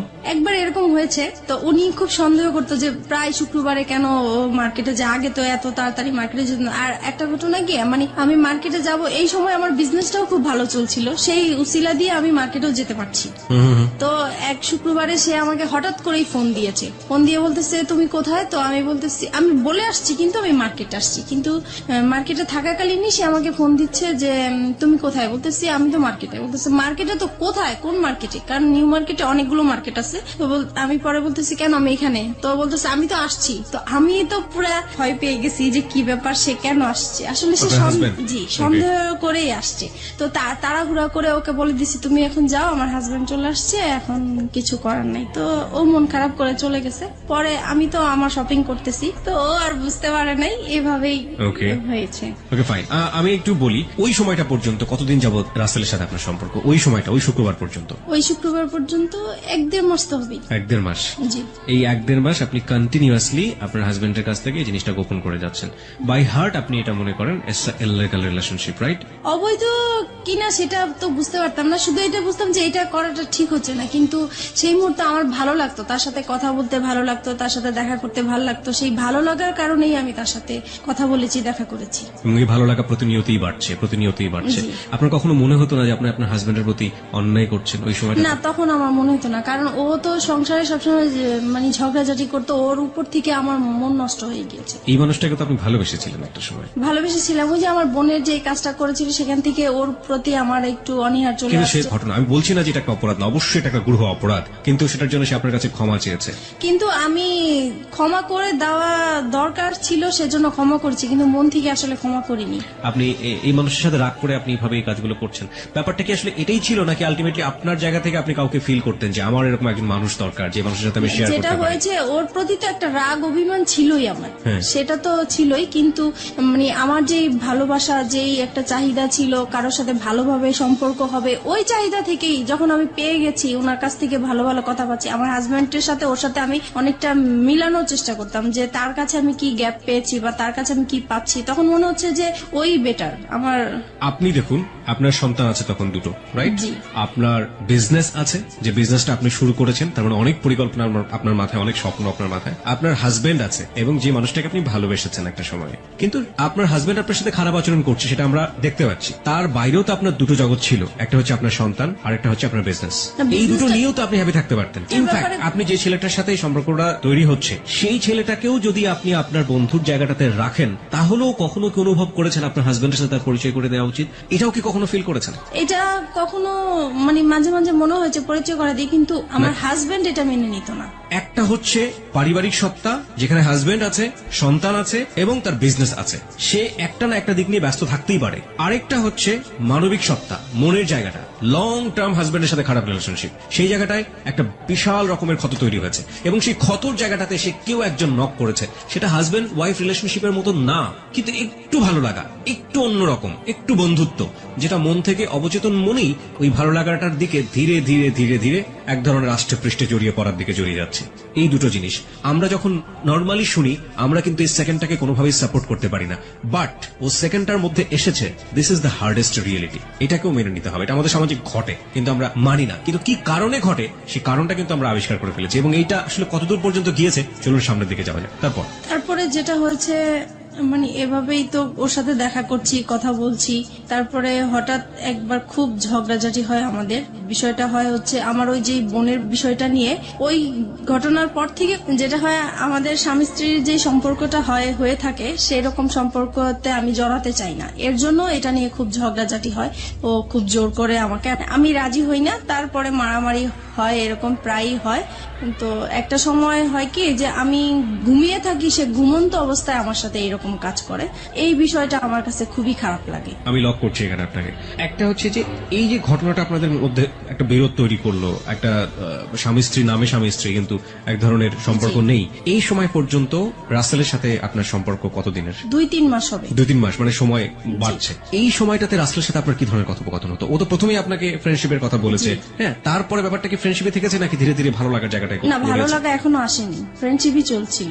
Okay fine. সে সময় বলতাম হচ্ছে আমাদের সংসারে যেগুলো হতো এগুলো বলতাম। মানে ঘরের নিজের উইক পয়েন্ট গুলো সবসময় তাকে বলতেন? জি জি। যেমন হাজবেন্ড আজকে এটা করেছে, আমি আজকে এটা করিনি, এরকম হয়েছে, এরকম হয়েছে। হ্যাঁ, তারপরে আমার ভালো লাগার কথাগুলো বলতাম, বা আমি কি আশা করেছিলাম, কি রকম চেয়েছিলাম, এগুলোই বলতাম।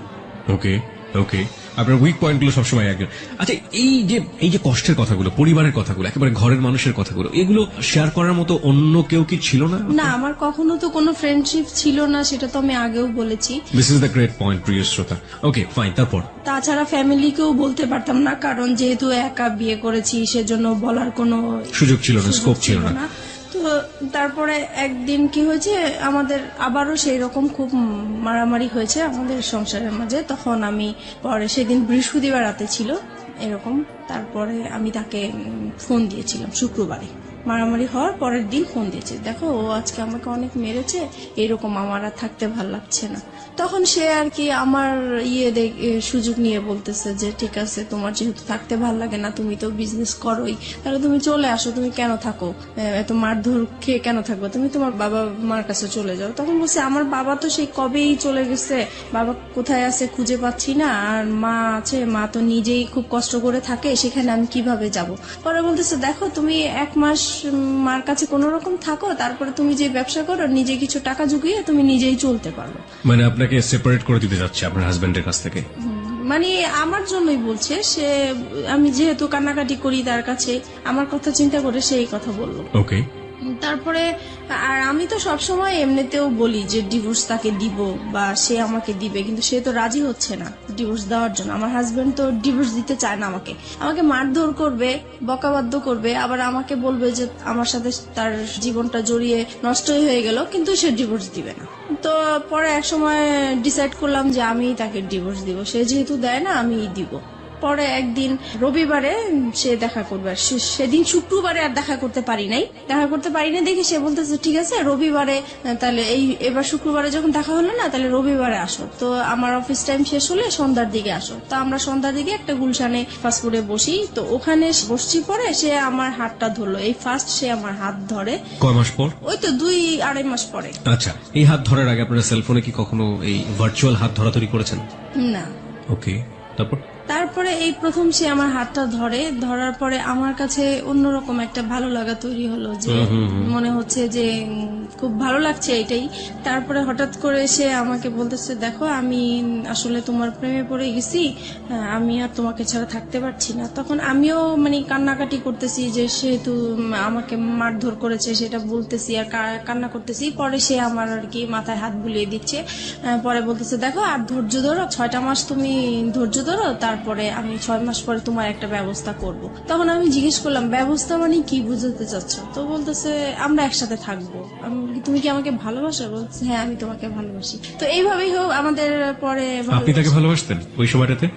ওই বলার পর থেকে আমি প্রশ্ন করেছি যে আমার তো আসলে বিশ্বাস হচ্ছে না, তুমি আমাকে কিভাবে ভালোবাসো, আমার বিয়ে হয়েছে, বাচ্চা আছে, তোমার মতো আনম্যারিড ছেলে তো আমাকে কখনোই ভালোবাসার কথাই না। তো বলতেছে মানুষের ভালো লাগা তো কত রকমই হতে পারে, এটার তো শেষ নাই, তোমাকে আমার ভালো লাগছে, আমি তোমাকে বিয়ে করব, তবে আমার জন্য তোমাকে 6 মাস অপেক্ষা করতে হবে। তো আমি বলতেছি এত বছর যেহেতু কষ্ট করে আসছি, আমি 6 মাস পর্যন্ত কষ্ট করতে পারবো। তো এই বলে আমরা চলে আসছি। তারপর থেকেই আমাদের ভালোবাসা আসলে শুরু হয়। তারপরে ফোনে একের পর এক কথা বলা হয়, খুব ভালো লাগে। তখন আপনার হাজবেন্ডের সাথে আপনি? জি, হাজবেন্ডের সাথে। তারপরে থেকে মানে সে কথা না বললে আমার খুব কষ্ট হয়, যেদিন ফোন করতে না পারি সেদিন খুব কষ্ট হয়, দেখা করতে না পারলে কষ্ট হয়। তারপর থেকে আমরা কি করি, প্রত্যেক দিন দেখা করি। এতদিন তো শুক্রবার ছিল, এখন প্রত্যেক দিন তার অফিস টাইমে যাওয়ার পথে আমার বাসা পড়ে, তো আমি বাসার সামনে দাঁড়িয়ে থাকি, সে চলে যায়, ওইটুকুই দেখা, মানে ওইটা দেখা করলেই মনে হয় যে অনেকটা শান্তি লাগে। ওইটুকু না দেখতে পারলেও খুব খারাপ লাগে, রাতে ঘুম হয় না। তো এভাবেই চলতে থাকে। You fall in love like this? এইভাবে আপনি এরকম ভাবে আপনার হাজবেন্ড থাকা অবস্থায়, আপনার বাচ্চা থাকা অবস্থায় আপনি? জি। This kind of love, like 16 years love. কিশোরী মেয়েরা যেভাবে প্রেমে পড়ে, একটা ছেলে সামনে দিয়ে না গেলে ঘুম হচ্ছে না রাতের বেলা। জি জি, আমার ওই প্রথম যখন আমার হাজবেন্ডের সাথে যেরকম ফিলিংস কাজ করছিল, ওর বেলাও আমার সেম হচ্ছিল। তখন কি আপনার মনে হয়নি যে জীবনে একটা ভুল করেছে আর একটা ভুল করতে যাচ্ছি? তখন আমি বলতাম যে দেখো ও তো আমাকে সবকিছু জেনে শুনেও বিয়ে করেছিল, তারপরেও কিন্তু ও আমাকে টর্চার করতেছে এখনো। তো ও আমাকে বলতো দেখো ও তো অশিক্ষিত, ওর ফ্যামিলি অশিক্ষিত, সেজন্য ও এরকম করে, আমি করব না, তুমি আমার উপর বিশ্বাস আনতে পারো, সবাই তো একরকম না। তারপর যাই হোক, ওর কিছু কথা ছিল যেগুলো শুনলে আমি খুব ভরসা পেতাম, আমি বিশ্বাস করতে চাইতাম। মানে ওর কথা, ও যখন কথাগুলো বলতো আমার খুব বিশ্বাস করতে ইচ্ছা করতো, ওর কথাগুলো আমার ভালো লাগতো, মনে হতো যে সত্যিই বলছে বা এরকম কিছু। তারপরে বাসায় চলে আসলাম। বাসায় আসার পরে হচ্ছে এখন আমার হাজবেন্ডের বিজনেসটা ভালো যাচ্ছে না, তো ও ঠিক মতো ঘরে বাজার টাজার করছে না, তাছাড়া যেটা প্রয়োজন হয় সেগুলো হচ্ছে না। মাঝখানেও বলতেছি কি যে বাসাটা ছেড়ে দিব, বাসাটা এত ভাড়া আমি বয়ে নিতে পারছি না, আমার খুব কষ্ট হচ্ছে, আমি বাসাটা ছেড়ে দিব। তখন আমি বলতেছি এত সুন্দর বাসা, আমরা তো পাওয়া যাবে না, তো এটাই থাকি না, কষ্ট টষ্ট করে থাকি, দরকার হলে আমরা একটা রুম সাবলেট ভাড়া দিই, তবু এখানে থাকি, এখানে সবকিছু ফ্যাসিলিটি ভালো, এখানেই থাকবো। ওর কথা হলো না, এখান থেকে যাবো, যেতেই হবে, কারণ আমার খুবই সমস্যা। তো যাই হোক, আমার আর ওই জায়গাটা আমি ছাড়তে চাচ্ছিলাম না। কেন? কারণ আমার যে বিজনেসটা ওই জায়গার মধ্যেই, ওখানে আমার খুব ভালো হতো বিজনেসের জন্য।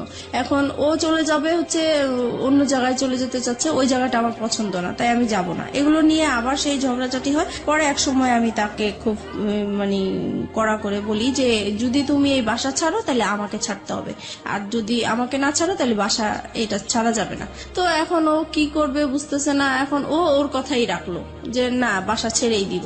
পরে যাই হোক, বাসা ছেড়ে দিছে। বাসা ছেড়ে দেওয়ার পরে দেখি যে লোকজন আসতেছে বাসা নেওয়ার জন্য, দেখার জন্য। তখন আমার খুব খারাপ লাগলো যে আমি বললাম কথাটা, আমার কথাটা সে রাখলো না। আমি তো তার কাছ থেকে এমন কিছু আশা করিনি, বাসাটা বলছি। তখন সে বাসাটা ছেড়ে দিছে। পরে আমি তাকে বললাম, দেখো বাসা এখনো সময় আছে, তুমি বাসাটা আবার বাড়িওয়ালার কাছ থেকে সময় নিয়ে নাও, নাহলে কিন্তু আমি সত্যি সত্যি এবার চলে যাবো। সে বলতেছে তুমি চলে গেলে চলে যাও, আমার কোনো সমস্যা নেই, তোমার মতো মেয়ে আমার দরকার নেই। তখন আমি আর কি মানে ডিসাইড করলাম যে না, আমি আসলেই চলে যাবো, এখান থেকে থাকবো না। যেহেতু এখানে আমার একটা বিজনেসের একটা রাস্তা হয়েছে, সেটাই যদি বন্ধ হয়ে যায় তাহলে আমার ওর সাথে আর থাকার কি দরকার। আমি তো এই বিজনেসটা নিয়েই আসি, কারণ আমার সংসারে অশান্তি। আমি বিজনেসটা, আমি এই কাজে ব্যস্ত থাকি, আমার যাও একটু ভালো লাগে, আর তার সাথে ফোনে কথা বলি, দেখা করি, এই আমার ভালো লাগা নতুন সৃষ্টি হয়েছে, এটা কেন নষ্ট হবে। তো এই কারণে আমি পরে ওই বাসাটা আমাদের জানুয়ারি মাসে ছেড়ে দেয়। তারপরে আমি চলে যাব বলে আমার জিনিসপত্র গুছাতে থাকি। তো সেও আমার জিনিসগুলো গুছানোর জন্য হেল্প করে। সে এমনকি আমার জিনিসগুলো মানে একটা ভ্যানে উঠিয়ে আমার বাবা বাড়ির দিকে পৌঁছিয়ে দিচ্ছে। তো আমার কথা হলো, সে যদি আমাকে আটকাই রাখতে চায় তাহলে কেন আমার জিনিসগুলো আলাদা করে দিবে, কেন আমাকে যাওয়ার জন্য সাহায্য করছে? নিশ্চয়ই সেও চায় আমি চলে যাই। সে আমাকে কোনো বাধা দেয় নাই। আমি এইভাবে বাবার বাড়ি চলে আসছি। এখন বাবার বাড়ি মানে মার বাসায় চলে আসছি। এবং মার বাসায় আসাতে এখন সে পরে আমার মার কাছে এসে বলতেছে যে আপনার মেয়েকে আপনি জায়গা দিচ্ছেন, আপনার মেয়ে কিন্তু আমাকে ছেড়ে চলে আসছে। এখন আমি আপনাদের নামে কেস করব, আপনার মেয়ে আমার যত টাকা পয়সা গয়নাগাটি সবকিছু নিয়ে চলে আসছে, আমি আপনাকেও জড়াই দিব আপনি যদি আপনার মেয়েকে জায়গা দেন। এখন মা তো মানে প্রচুর রাগারাগি করতেছে আমার উপরে যে তোমরা নিজেরা কাজ করে এখন আমার উপরে বিপদ ফেলতেছো। এখন এই লোক তো ভালো না, সে যেটা বলে সেটাই করবে। এখন আমি কি করব? আমার তোমার বাবা নাই, তোমার একটা বড় ভাই নাই, আমাদের কোনো গার্ডিয়ান নাই, তাহলে এখন কে দেখবে আমাকে? এখন তুমি আমার বাসায় থাকতে পারবে না। তো এখন থাকতে পারবে না, এখন আমি কোথায় যাব? ওকে ছেড়ে আসছি, এখন আমার যাওয়ার জায়গা নাই, যেহেতু আমাদের কোনো রিলেটিভও নাই। তো কি করব আমি? পরে আমি ওকে ফোন দিলাম, আমি যার সাথে ভালোবাসার সম্পর্ক হয়েছে আমি তাকে ফোন দিয়েছি। ফোন দেওয়ার পরে ওকে বললাম যে দেখো আমার এখন কি করা উচিত, আমি তো বুঝতেছি না। এখন মার বাসায় চলে আসছি, এখন মাও আমাকে রাখতে চাচ্ছে না। তো বলতেছে যে তাহলে তুমি এক কাজ করো, তুমি একটা বাসা নাও। পরে আমি বলতেছি বাসা নিব তো আমি টাকা কোথায় পাবো, আমি ভাড়া কোত্থেকে দিবে? এই মুহূর্তে তো আমার হাতে কোনো টাকা পয়সাই নেই। পরে বলতেছে ঠিক আছে, সেটা আমি দেখবো, তুমি আগে খোঁজো বাসা। তারপরে আমি হচ্ছে সাবলেটের মধ্যে বাসা খুঁজতে গেলাম ওখানে। তো ওখানে গিয়েছি, সবাই জিজ্ঞেস করে আপনি কি করেন? তো আমি বলেছি যে পড়াশোনা করি, কারণ বিয়ে হয়েছে এগুলো আমি বলি নাই, সবকিছুই লুকিয়ে গিয়েছি। তো বলতেছে যে একা একটা মেয়েকে তো আমরা বাসা ভাড়া দিতে পারি না, হয় হাজবেন্ড। একা কেন নেবেন? কারণ আপনার সঙ্গে তো আপনার সন্তান আছে। সন্তান আপনার হাজবেন্ডের কাছে, সন্তানদেরকে রেখে চলে আসছি। আপনার হাজবেন্ডের কাছে আপনার সন্তান। ওকে ফাইন, হ্যাঁ তারপর বলেন। তারপরে যেটা হচ্ছে যে এখন কেউ আমাকে একা বাসা ভাড়া দিতে চাচ্ছে না। তারপরে আমি আবার তাকে ফোন দিই, রাসেলকে ফোন দিচ্ছি যে দেখো আমাকে তো কেউ একা বাসা ভাড়া দিতে চাচ্ছে না। তখন সে বলল যে ঠিক আছে, তাহলে তুমি বলো যে তোমার বিয়ে হয়েছে কিন্তু তোমার হাজবেন্ডের বাড়ি এখনো মেনে নিচ্ছে না, তাই হাজবেন্ড মাঝে মাঝে আসবে, তুমি আপাতত একাই থাকবে। পরে এই কথার ভিত্তিতেই আমি আবার গেলাম, তারপরে একটা বাসা পেয়েও গেছি।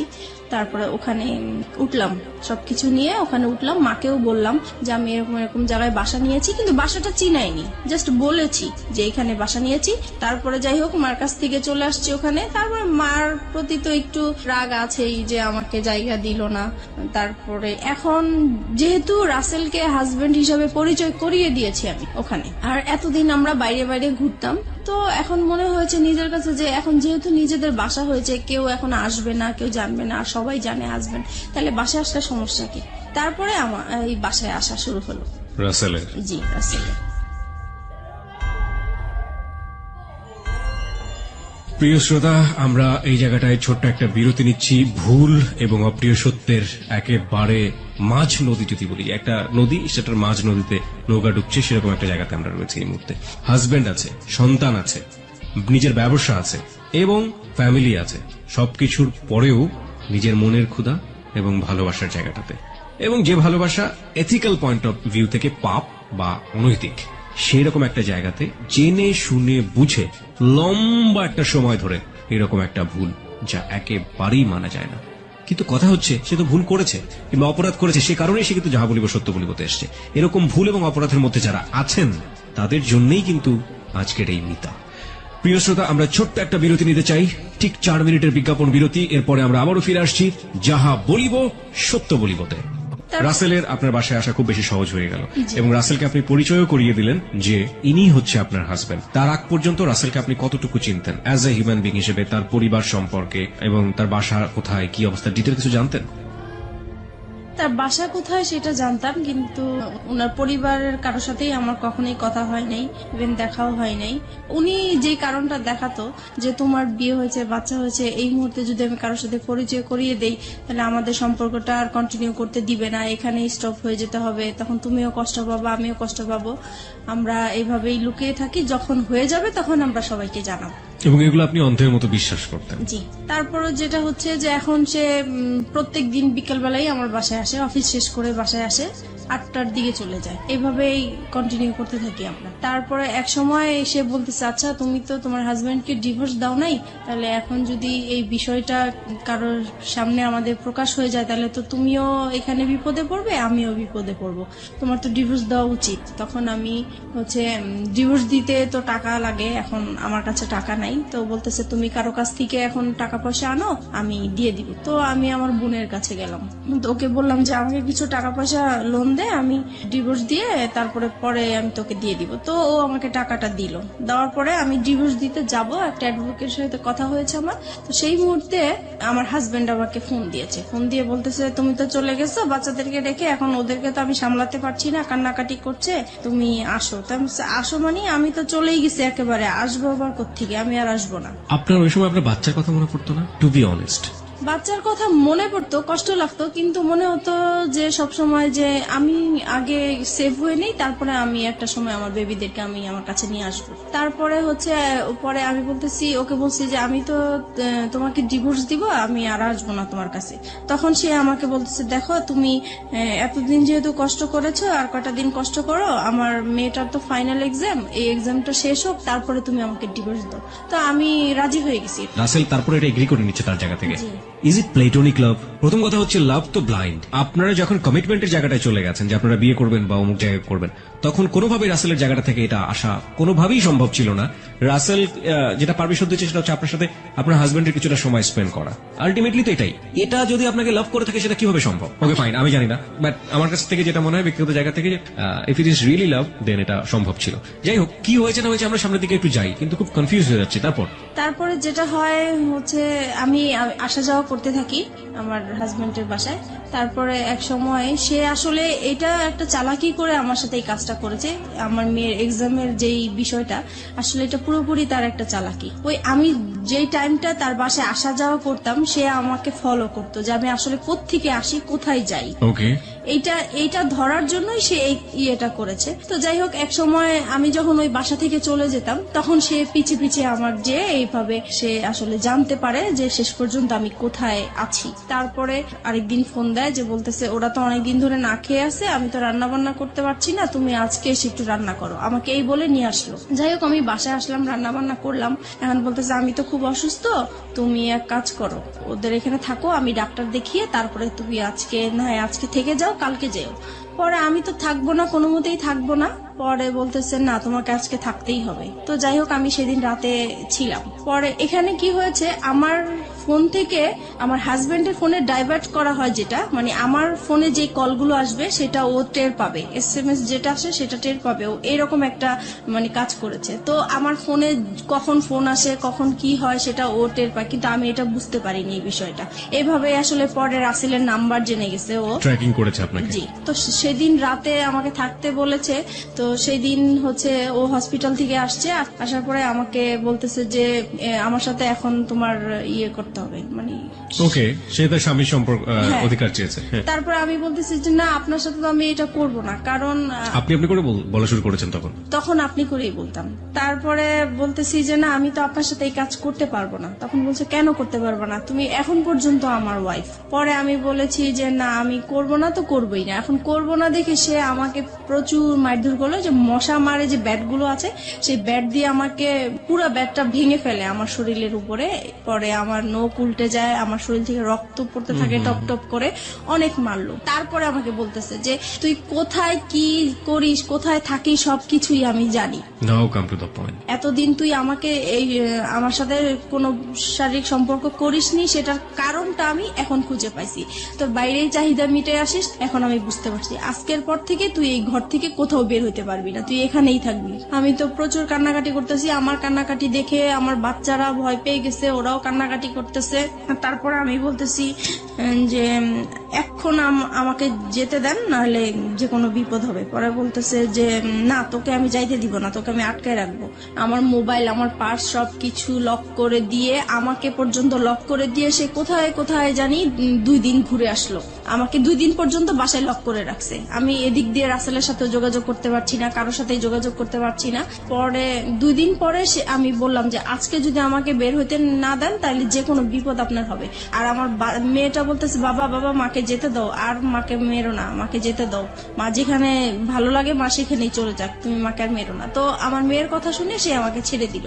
তারপরে আমার মোবাইল, আমার পার্স দিল, আমি চলে আসলাম। চলে আসছি, এই ফাঁকে সে কি করেছে, এই যে 2টা দিন সে যে বাইরে ছিল, সেই 2টা দিন হচ্ছে যে আমি যেই বাসায় ছিলাম সেই বাসায় এসে সে সবকিছু দেখিয়েছে। আমার বাচ্চা আছে, আমার বিয়ে হয়েছে, তার সাথে সবকিছু তাদেরকে দেখিয়ে বলছে যে সে এখন পরকীয়া করে এই লোকটার সাথে এখন থাকতেছে, আপনারা যদি আমাকে হেল্প করেন তাহলে আমি তাদেরকে একসাথে ধরতে চাই। তো আমার যে বাসায় আমি ভাড়া নিয়েছি সেই বাড়িওয়ালার ওই এলাকার কিছু বকাটে ছেলেদেরকে হাতে করেছে। তারপরে হচ্ছে আমি বলতেছে যে ও যখনই আপনার বাসায় আসবে সাথে সাথে আমাকে ফোন দিবেন, আমি চলে আসব।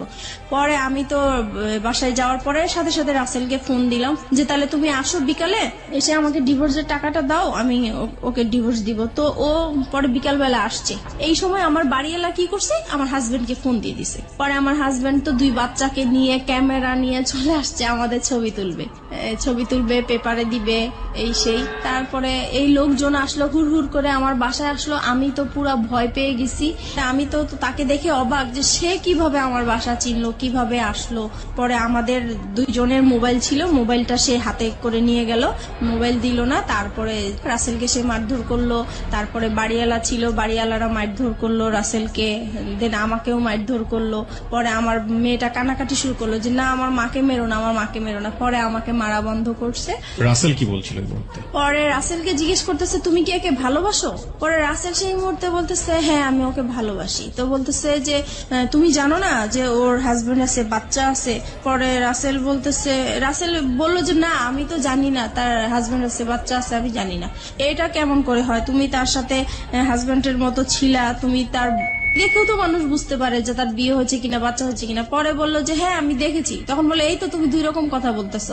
পরে বলছে যে যাই হোক হয়েছে, আমি এখন ভালোবাসছি, এখন তুমি কি করতে চাও? পরে বলতেছে যে আমি কিছুই করতে চাই না। এখন ওই আমাদের বাড়িওয়ালার লোকেরা বলতেছে তাইলে তোমার সাথে ওর কি বিয়ে হয়েছে? এখন আমি বলতেছি হ্যাঁ আমাদের বিয়ে হয়েছে। কাদের বিয়ে হয়েছে? আপনার এবং রাসেলের? রাসেলের। কারণ আমি এখান থেকে বাঁচার জন্য বলতে চাইছি।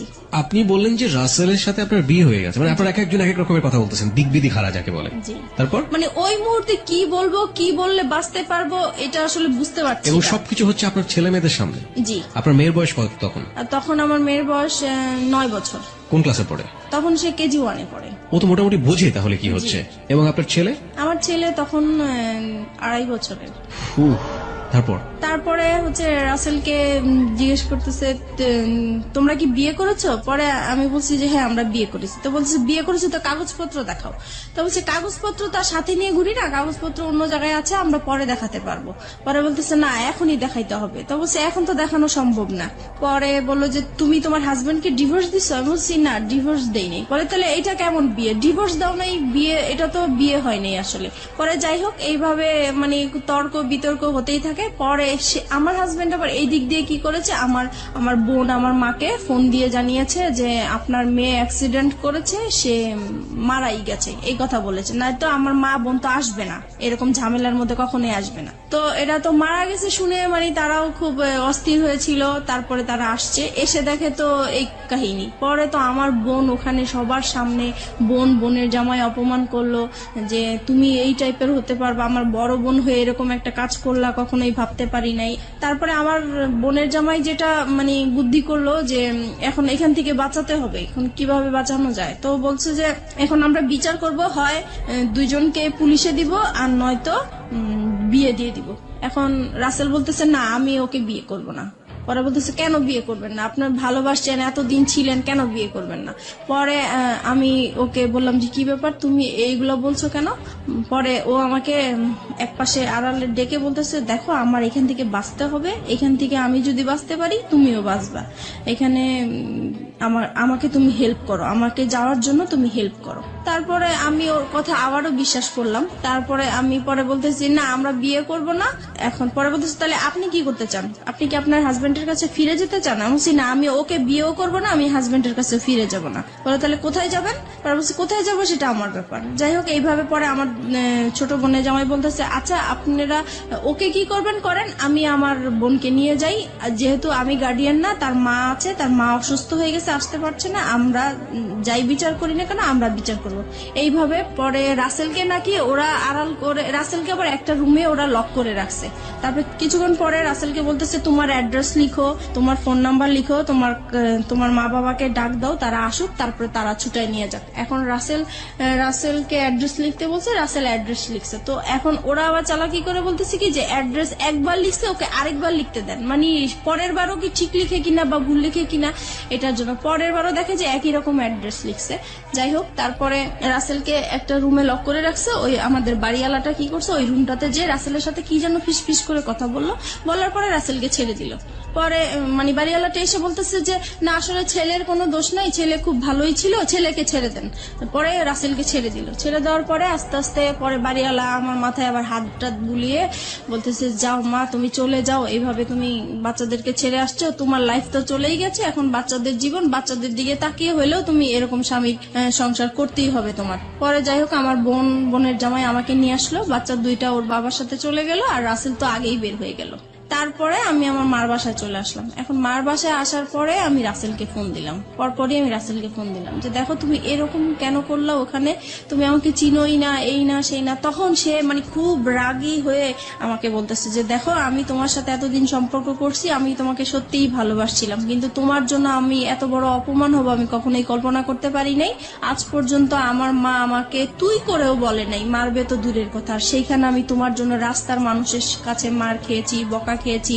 আমি আর তোমার সাথে কোনো রকমই সম্পর্ক করব না, তুমি তোমার মতো চলো, আমি আমার মতো চলি। তো আমি বলছি দেখো এখন তোমার জন্য আমি রাস্তায় বের হয়েছি, আজকে আমার ঘর ছাড়লাম, সন্তান ছাড়লাম, তাহলে এখন আমি কোথায় যাব? বলতেছি তুমি কোথায় যাবা, কি করবে, একান্তই তোমার ব্যাপার, আমি আর তোমার সাথে নাই। আপনি এগেইন এই সেন্টেন্সটা রিপিট করেন, আপনি কি বললেন? তোমার জন্য? বলতেছি তোমার জন্য আমি ঘর ছাড়লাম, সংসার ছাড়লাম, সন্তানদেরকে ছেড়ে তোমার আশায় আমি রাস্তায় বের হলাম, এখন তুমি বলতেছো যে তুমি আমাকে চিনো না, আমার দায়িত্ব নিবা না, তাহলে আমি এখন কোথায় যাব? আমরা এই সেন্টেন্সটা এখানে দুইবার বলেছি প্রিয় শ্রোতা। This is a very important sentence of this কি বলা যেতে পারে, রিভিল অফ ট্রুথ। আমরা ফিরে যেতে চাই আপনার কাছে আবারও, বলুন। হ্যাঁ তারপরে সে বলতেছে না আমার পক্ষে আর তোমাকে নিয়ে এগিয়ে যাওয়াটা সম্ভব না। তো বলছি যে দেখো যাই কিছু হয়েছে না কেন এটা সব মানুষ করেছে, আমার কাছ থেকে তো তুমি কোনো খারাপ আচরণ পাওনি এই পর্যন্ত। বলছে না পাইনি।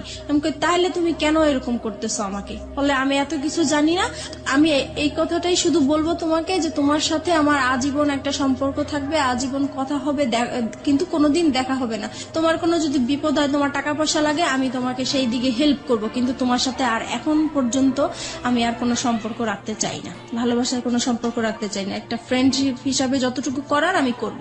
তারপরে যাই হোক, সে ফোনটা রেখে দিল, আমি আর তাকে ফোন টোন দেই নাই। আমার মন খুব খারাপ। এইদিকে মা আমাকে প্রচুর গালাগালি করতেছে, আমার ছোট বোন আমাকে গালাগালি করতেছে, আমার খুবই খারাপ লাগতেছে। শুধু মনে হচ্ছে যে আমার এখন মরে যাওয়াই উচিত, এছাড়া আর কিছু করা উচিত না। কিন্তু কি আর করবো বুঝতেছি না। একদিন পরে আমি তাকে আবার ফোন দেই, রাসেলকে ফোন দেই, খুব কান্নাকাটি করে আমি তাকে বলতেছি, দেখো যেভাবেই হোক তুমি আমাকে ভুল বুঝো না, তুমি এখন আমি কি করবো, আমি তোমাকে ছাড়া বাঁচবো না, তোমাকে এত ভালোবেসে ফেলছি, আমি তোমাকে ভুলতেও পারছি না, ভোলা সম্ভব না, আমি এখন কি করব, তুমি একটা উপায় আমাকে দাও, তুমি যেভাবেই হোক তুমি একটা কিছু করো। আর বলতেছে না, আমি আর কোনো মতেই তোমার সাথে সম্পর্ক কন্টিনিউ করতে চাই না। অনেক বুঝিয়েছি, সে কোনোভাবেই কিছু করবে না। যাই হোক, আমি পরে কি করব, বাসায় এইভাবে আসি। মা আমাকে বলতেছে যে তুমি এখন আমার ঘর থেকে বের হয়ে যাও, তোমার মতো মেয়ে আমার দরকার নাই। যেখানে আমাদের এই এলাকার মধ্যে কোনোদিন কেউ একটা খারাপ কথা বলতে পারে নাই, আজকে তোমার জন্য এলাকা তোমার হাজবেন্ড যখন আইসা বলছে যে তুমি মারা গেছো, আমি রাস্তায় ছিলাম, সেই রাস্তার মধ্যে আমি অজ্ঞান হয়ে পড়ে গেছি, সেখানে মানুষজন জিজ্ঞেস করছে কেন এরকম হয়েছে, সবাই জেনে গেছে, এখন আমি এই মুখ আমি কিভাবে দেখাবো, তোমার জন্য আজকে আমি এত অপমান হলাম, আমি তোমার মতো মেয়ে আমার দরকার নাই, এরকম বললো। পরে এখন আমি ভাবছি কি মার রাগ উঠেছে, হয়তো বা রাগ কমে গেলে পরে ঠিক হয়ে যাবে, কিন্তু না, একদিন দুদিন হয়ে গেল, সে আমার সাথে কোনো কথাও বলে না, আমি খেয়েছি কিনা সেটাও জিজ্ঞেস করে না। পরে আমার কাছে খুবই খারাপ লাগলো। পরের দিন সকালবেলা সে কি করলো, আমার যত জিনিসপত্র আছে সবই সে ঘর থেকে বের করে দিল। এখন আমাকেও বলতেছে যে এখন বের হয়ে যাওয়ার জন্য। পরে শেষ মুহূর্তে আমি আবার রাসেলকে ফোন দিলাম যে দেখো, আমি তো মার বাসায় আশ্রয় নিলাম, এখন মাও আমাকে বের করে দিচ্ছে, এখন আমি কি করব? বলে তুমি কি করবে এটা তোমার ব্যাপার, তুমি আজকের পর থেকে আমাকে আর ফোন দিবা না। তারপরে এইভাবে এখন আমি কি করব, পরে শেষ পর্যন্ত আমি আমার হাজবেন্ডকে ফোন দিলাম। এখন চিন্তা করলাম যে আমার তো আর কোথাও যাওয়ার জায়গা নাই, এখন আমার সেইখানে ছাড়া আর কোথাও যাওয়ার জায়গা নাই, কি করব এখন? পরে ওকে ফোন দিলাম, ও বলতেছে যে তুমি এখন কি করতে চাও? এখন বলছি যে আমি আপনার সংসারে ফিরে যেতে চাই।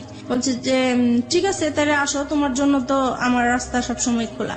তখন আমি বলছি যে একটা শর্ত আছে। বলতেছি কি শর্ত? আমি বলছি কি আপনার সাথে আমি মানে যাব, আবার নতুন করে সংসার করব, ঠিক আছে, কিন্তু আমি আপনার সাথে কোনো স্বামী স্ত্রী সম্পর্ক রাখতে পারবো না। পরে বলছে এটা কেমন কথা, মানে হাজবেন্ড ওয়াইফ থাকবো, সবাই জানবে, অথচ তোমার আর আমার মাঝে স্বামী স্ত্রী কোনো সম্পর্কই থাকবে না, এটা তো হবে না। পরে আমি বলছি না, এটা যদি মেনে নেন তাহলে আমি আপনার সংসারে ফিরে যাবো, নাহলে যাবো। পরে সে বললো যে ঠিক আছে আমি রাজি। এখন সে হুট করে রাজি হয়ে গেল। যাই হোক, আমি যে উকিলের কাছে গিয়েছিলাম ডিভোর্সের জন্য, সেখানে যে আবার ক্যান্সেল করলাম, দুইজনে গেলাম, পরামর্শ নিলাম। উকিল বলল যে তোমরা ভালো হয়ে চলো, যে কোনো বিপদ হলে আমাকে আবার ফোন দিও। এত কিছুর পরও আপনার হাজবেন্ড আপনাকে মানলো, মেনে নিল। এবং এই মেনে নেওয়াটাকে আপনি ওই মুহূর্তে কি হিসেবে দেখেছেন? ওই মুহূর্তে দেখেছি যে না, আসলে সেই ভালো, আমি যত অন্যায় করেছি কিন্তু সে তো আমাকে মেনে এবং নিয়েছে। আপনি এমন একটা কন্ডিশন তাকে দিলেন যেটা কোনো হাজবেন্ডই কখনোই মানবে না। আপনি সেই কন্ডিশনও সে মেনে নিল এত কিছুর পরে। জি। তারপরে গেলাম। তারপরে যাওয়ার পর থেকে এখন যেটা হয়েছে যে আগে আমি যত তার কাছ থেকে অবহেলা, অত্যাচার, টর্চারিং যা পেয়েছি, এখন দ্বিগুণ সে বেড়ে গেল। এখন সে কথায় কথায় আমাকে বলে এতদিন তো তুই বেটা নিয়েছিলি, এখন কেন এই সেই, মানে বিভিন্ন টাইপের খারাপ ভাষায় গালাগালি করে। তারপরে খুব মারধর, আবারও সেই রকম মারধর। আমার মেয়েটা তখন তো বড় হয়ে গেছে, আমি আমার বাচ্চাদেরকে নিয়ে আলাদা ঘুমাই, সে আলাদা রুমে ঘুমায়। তো সেই মুহূর্তে আমার বাচ্চাদের সামনে এসে সে আমাকে খুব জোর জবরদস্ত করে, সে আমাকে খুব মারধর করে, আবারও সেই আগের মতন মারামারি। রুম কয়টা ছিল আপনাদের? একটাই রুম? না, আমাদের রুম ছিল 4টা। বাসা যে বাসায় ভাড়া থাকতেন সে বাসায় 4টা রুম? আপনাদের পার্সোনাল রুম কয়টা টোটাল? আমাদের পার্সোনাল রুম তো একটাই, মানে ওই রুমের মধ্যেই বাচ্চা কাচ্চা এবং আপনারা থাকতেন? না, আমি আমার বাচ্চাদেরকে নিয়ে থাকতাম আর ও আলাদা রুমে থাকতো। তার মানে 2টা রুম ছিল আপনাদের? জি। তাহলে এই যে এই কাজগুলো যখন হয় বা এরকম যখন, তখন বাচ্চা কাচ্চাদের সামনে মারধর কেন করবে, বা বাচ্চা কাচ্চাদের সামনেই কেন এই ডিমান্ড গুলো আসবে? সে মানে আমাকে বলতো তার রুমে যাওয়ার জন্য, আমি যেতাম না, তাই তখন আপনার রুমে চলে আসতো? আমার রুমে চলে আসতো। তারপরে যেটা হয়েছে, মানে এরকম জোর করতো। একটা সময় আমার বাচ্চারা জাগনা থাকতো, তারপরেও সে জোর জবরদস্ত করতো। আমি তাকে এত বলতাম যে দেখেন আমার বাচ্চাগুলো আছে, ওরা তো বুঝতেছে, কেন আপনি ওদের সামনে এরকম করতেছেন? বলতেছে তুই তো খারাপ হয়ে গেছিস, তুই যে খারাপ এটা ওরা জানার দরকার আছে, ওদের বোঝার দরকার আছে, সেই জন্য এরকম করি। তারপরে থেকে কি হতো, আমি রাতে আর ঘুমাতাম না, আমি সারা রাত জেগে থাকতাম। আমার সারাক্ষণ ভয় করতো যে সে কখন আসে, কখন মারধর করে, তাই ঘুমাতাম না। এক সময় সে আমার বালিশ, আমার কাঁথা এগুলো নিয়ে যেত যেন আমি ঘুমাতে না পারতাম। সে মানে ফ্যান বন্ধ করে রাখতো, লাইট জ্বালায় আপনি এরকম রাখতো। ক্রেজি কেন হয়ে গেলেন? আপনি স্বামী হিসেবে তাকে মানছেন, স্বামীর অধিকার তাকে দিচ্ছেন না কেন? কারণ দিচ্ছি না, আমার শুধু এটা মনে হচ্ছে যে তার জন্যই আমি আমার রাসেলকে হারালাম। সেই মুহূর্তে রাসেলকে মানে ভুলতে পারছি না। রাসেলের জন্য আমার খুব কষ্ট হচ্ছে, যেখানে প্রত্যেক দিন আমি রাসেলের সাথে দেখা হয়, একদিন দেখা না হলে আমার খুব কষ্ট হয়। সেই মুহূর্তে তার সাথে আমার কথা হচ্ছে না, দেখা হচ্ছে না, আর সে মানে রাসেল আমার সাথে এরকম বিহেভ করলো একমাত্র তার জন্যই। এটা মনে হয়েছিল আমার তখন সেই মুহূর্তে। চলুন আমরা ফিরে যাই মিতার কাছে। মিতা, যে জায়গাটিতে আমরা ছিলাম, আপনি বলছিলেন যে আপনার হাজবেন্ডের সাথে, তখনও তিনি আপনার হাজবেন্ড, যদিও আপনি মন থেকে মানতে পারেন না, আপনার কাছে ওনার স্বামীর অধিকার চাওয়াটাই স্বাভাবিক, সেটা আপনি দিতে পারতেন না। এবং সেখানে খুব সহজ সরল একটা কথা আপনি বলেছিলেন একটু আগে, যেটা অনেকেই স্বীকার করবেন না। The real hard truth is যে ওই ছেলেটা, যে ছেলেটার সাথে আপনার অ্যাডাল্টারি সম্পর্ক, অ্যাডাল্টারি মানে অনেকেই বুঝবেন বাংলাতে হয়তো পরকীয়া বলে এটাকে, ওই অ্যাডাল্টারি সম্পর্কের এক ধরনের লাভ বলতেছেন আপনি সেটাকে, এবং মনে হতো যে ওই ছেলেটাকে তো সরে যাওয়ার পেছনে এই আমার হাজবেন্ডই দায়ী। তারপর হচ্ছে এরকম জোরাজোরি করতে থাকে। একদিন আমি বলেছিলাম যে আসলে আমার মনটা তো খুব খারাপ, আমার শারীরিক অবস্থা খারাপ, মানসিক অবস্থা খারাপ, এর জন্য হচ্ছে না, আমি একটু সুস্থ হয়ে নেই। তো বলতেছে তো কি করা উচিত? তো আমি বলতেছি তাহলে আমার একটু ডাক্তারের কাছে যাওয়া উচিত, মানসিক ডাক্তারের কাছে যাওয়া উচিত। তো সে বললো ঠিক আছে তাহলে যাও তুমি। পরে আমি পিজি হসপিটালে যাই, ওখানে দেখাই একজন বিশেষজ্ঞকে। তারপরে সব কথাই উনাকে বললাম, উনি আমাকে প্রেসক্রিপশন করে দিল, আমাকে নিতে বললো। আমি ওই হসপিটালে গিয়েছিলাম, তো ওখানে জ্যামের জন্য আমি কিছু সময় আর কি ব্যয় হয়েছে আমার, তো আসতে দেরি হচ্ছিল। আমাকে ফোনের উপরে ফোন করে যাচ্ছে, ফোনের উপর ফোন করে যাচ্ছে। তো আমি বলতেছি আমি তো জ্যামে পড়ে আছি, এজন্য আসতে দেরি হয়েছে। পরে যাই হোক বাসায় আসলাম, আসার পরে সে কি করলো, আমাকে টেনে নিয়ে অন্য একটা তার রুমে নিয়ে গেল, নিয়ে যে আমার মানে কাপড় চোপড় যা আছে সব খুলে আমাকে চেক করতে লাগলো। তো আমি বললাম কি ব্যাপার, আপনি এরকম করছেন কেন? বলতেছে তুই এত দেরি করলি কেন, নিশ্চয়ই তুই কারোর সাথে কিছু করে আসছিস, সেটাই আমি চেক করছি। তখন এইভাবে আর কি পরে আরো অশান্তি, সেই দিন আমাকে খুব মারধর করলো। পরে আমি চিন্তা করলাম যে না আমি আর থাকবো না, কিন্তু থাকবো না তো কোথায় যাব বুঝতেছি না। পরে সেদিন রাতে আবার সে কোথায় জানি ছিল, বাসায় আসা নেই। পরে সেদিন রাতে আমি আবার মনে হলো যে আমি একটু রাসেলকে ফোন দিই, একটু ট্রাই করে দেখি। পরে আমার কাছে একটা ফোন ছিল, আমি লুকিয়ে রাখছিলাম ওইটা। আমার তো এমনিতে ফোন টোন সব নিয়ে গেছে, তারপরে যেটা ছিল সেটা আমি লুকিয়ে রাখছি। ওইটা বের করে আমার আলাদা একটা সিম ছিল, ওইটা দিয়ে আমি রাসেলকে ফোন দিয়েছি। পরে ফোন দেওয়ার পরে রাসেল কি করলো, মানে খুব কান্নাকাটি, মানে কান্না কণ্ঠে সে আমার সাথে কথা বললো, আর আমি তো কান্না করতেছি। পরে আমি বলতেছি যে কি ব্যাপার, কেমন আছো? তো সে বলতেছে যে আমি তো ভালো নাই, তোমাকে ছাড়া আমি কিভাবে ভালো থাকবো? তো এটা শুনে আমার আরো বেশি কান্না বলে, কারণ তার প্রতি এখনো আমার ভালোবাসা আছে। তা আমি বলছি কি ব্যাপার, তুমি এরকম কথা বলছো কেন? তোমার জন্যই তো আজকে আমি এখানে চলে আসছি, তুমি কেন এই ধরনের কথা বলতেছে? বলে যে আমি তো তখন বুঝতে পারি নাই তুমি চলে গেলে আমার এতটা কষ্ট হবে, আমি আসলেই খুব কষ্টে আছি। তো বলছি দেখো আমিও তো কষ্টে আছি, আগে যেরকম যন্ত্রণা করতো তার চাইতে এখন আরো বেশি বেড়ে গেছে, তাই আমি থাকতে পারছি না। পরে বলতেছে তাহলে তুমি এক কাজ করো, তুমি আর একটা মাস থাকো, একটা মাস পরে আমি তোমাকে যে কোনো একটা কিছু করব। তো আমি বলছি দেখো আমার কাছে আমি যদি একটা মাস থাকি তাহলে আমার এখানে লাশ বের হবে, আমি আর থাকবো না, ও যেভাবে আমাকে টর্চার করতেছে। পরে বলতেছে তাহলে তুমি কি করতে চাও? এখন আমি বলছি কি দেখো আমি ওকে আজকেই বের হয়ে যেতে চাই, বের হয়ে ওকে আমি একটা ডিভোর্স দিয়ে দিব সাথে সাথেই। তারপরে আমি কারো কাছে ধরো এক মাস, তুমি যেহেতু সময় নিতে চাচ্ছ, এক মাস আমি কোথাও আশ্রয় নিব, তারপরে তুমি যেটা করবে আমি সেটাই প্রস্তুত থাকবো। পরে বলতেছে যে ঠিক আছে তাহলে তুমি যেটাই করো ভেবে চিন্তে করো। পরে আমি কি করলাম, পরে আমি এখন বের হয়ে যাব। পরের দিন চিন্তা করছি, কাপড় চোপড় নিয়েছি, মানে পরেছি। এখন সে আমার পার্টস আর মোবাইল তো আটকে রাখছে, আমি তো নাম্বার কারোর সাথে যোগাযোগ করবো বা কিছু সেই রকম কোনো ব্যবস্থা নাই। পরে আমি বলতেছি আমার পার্টস দেন, আমি একটু বাইরে যাব। সে বলে বাইরে কোথায়? আমি বাইরে আমার একটু কাজ আছে, আমি যাব। সে আমাকে যেতেই দিবে না। পরে এটা নিয়ে অনেক মারধর হইলো। তারপরে বিকাল দিকে বলতেছে কি যে আচ্ছা ঠিক আছে আপনার পার্টস আপনার মোবাইল আমি সবই দিব, কিন্তু এখানে হচ্ছে আমার কথা শুনতে হবে। আমি কি যে কালকে আমরা আমার মেয়েটা যখন বাইরে যেতে চাচ্ছে তাহলে কালকে আমরা ঘুরতে যাই, তারপরে আপনি যা বলবেন তাই আমি শুনবো। তা বলছে ঠিক আছে তাহলে আমার মোবাইল আমার পার্টস আমার কাছে দিয়ে দিতে হবে। বলছে ঠিক আছে দিয়ে দিব। পরে আমি এই সেদিন শুক্রবার ছিল, স্কুল বন্ধ ছিল, তো সেই ফাঁকে আমরা ঘুরতে বের হয়েছি। আর আমার উদ্দেশ্য ছিল যে আমি কোন রকম ঘর থেকে বের হতে পারলেই হয়েছে। এই পরে আমি ওদের সাথে এর জন্য রাজি হয়েছি যাওয়ার জন্য। পরে আমি যখন বাইরে বের হলাম, বের হওয়ার পরে কিছু দূর আসার পরে আমি বলতেছি আপনারা আপনাদের মতো যান, আমি আমার মতো যাই। সে তো এই খেপে গেছে, কি ব্যাপার, মানে কি বলতে চাচ্ছ? আমি বলছি, আমি আর আপনাদের সাথে যাব না। কোথায় যাবো? আমি আমার মতো যাব। কোথায় যাব? আমি যেখানে যাই, আমি আপনার সাথে আর যাবো না, আপনার সাথে থাকবো না। এই বলার পরে সে রাস্তা, তখন জুমাবার ছিল, শুক্রবার, সবাই নামাজ পড়ে আসতেছে। এই সময় আমাকে রাস্তার মধ্যে অনেক মারধর করলো। আর রাস্তার মানুষ নামাজ পড়তেছে, পড়ে যাচ্ছে, সবাইকে আমি মানে এত কান্নাকাটি করে বললাম যে আমাকে একটু হেল্প করেন, কেউ আমার দিকে মানে সাহায্যের হাত বাড়িয়ে দিল না। সবাই শুধু বললো যে আপনারা স্বামী স্ত্রী ঝগড়া করছেন, বাসায় যে করেন, এটা বাহিরে নিয়ে আসেন না, মানুষ খারাপ বলছে। কিন্তু আমি যে বাসায় কতটা অত্যাচার হচ্ছি সেটা তো মানুষ বুঝতেছে না। আমি বলার চেষ্টা করতেছি, কেউ আমাকে মানে হেল্প করতে চাচ্ছে না। যাই হোক, তারপরে পরে আমি বললাম যে ঠিক আছে, আমি আসলে যাচ্ছি আমার অ্যাডভোকেটের কাছে, আমাকে যেতে দেন।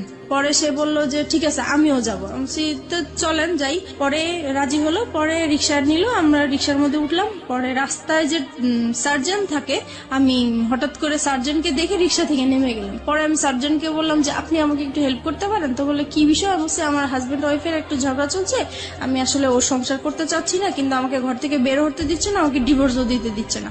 পরে বলছে যে এটা তো আসলে ফ্যামিলি সমস্যা, এটা তো আমরা কিছু করতে পারি না। আমি বলছি, না, আমি আসলে ওর সাথে কোনো মতেই যাবো না, আপনি যে কোনো আমাকে একটা হেল্প করেন।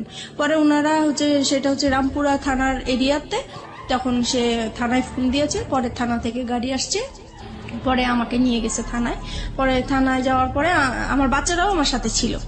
যখন থানায় গিয়েছি তখন ওই পুলিশরা জিজ্ঞেস করতেছে কি ব্যাপার, আপনার সমস্যা কি? তারপর আমি সবকিছু খুলে বললাম। এখানে একটা জিনিস আমি মিস করে গেছি, যেদিন বৃহস্পতিবার দিন রাতে সে যখন আমার সাথে মানে রাতে এসছিল জন্য, তখন আর কি আমি দেখে সে পরে আমার রুম থেকে চলে গেছে। চলে যাওয়ার কিছুক্ষণ পরে যখন আমি ঘুমায় পড়ছি, তখন সে কি করছে, ওই যে মশলা বাটে পাটা পুতা যেটা বলা হয়, ওইটা নিয়ে আসছে, আমার মাথায় বাড়ি দিয়ে আমাকে মেরে ফেলবে। পুতা দিয়ে মেরে ফেলতে চাইছিল, সেটা আমার মেয়ের জন্য আমি বেঁচে গেছি। তারপরে শুক্রবারে আমি ডিসাইড করলাম যে এখানে আর আমি থাকবো না, যেহেতু আমার জীবনের ঝুঁকি হয়ে যাচ্ছে। তারপর সেই ঘটনাগুলোই আমি থানাতে বললাম। তারপরে উনারা বলল যে আমরা শিওর আপনারা আর 1 মাস 2 মাস পরে আবার মিলে যাবেন। আমি এরকম কেস অনেক দেখেছি, কিন্তু আপনারা উনার নামে মামলা করা বা জিডি করা এটা ঠিক হবে না, আপনারা মিলে যান। ওনারা অনেক বোঝাচ্ছে আমাকে মিলে যাওয়ার জন্য, কিন্তু ওনাদের জায়গা থেকে এটা হ্যাঁ, পারফেক্ট। তারপরে উনারা জিডি লিখবেও না, বলতেছে না আমরা লিখবো না।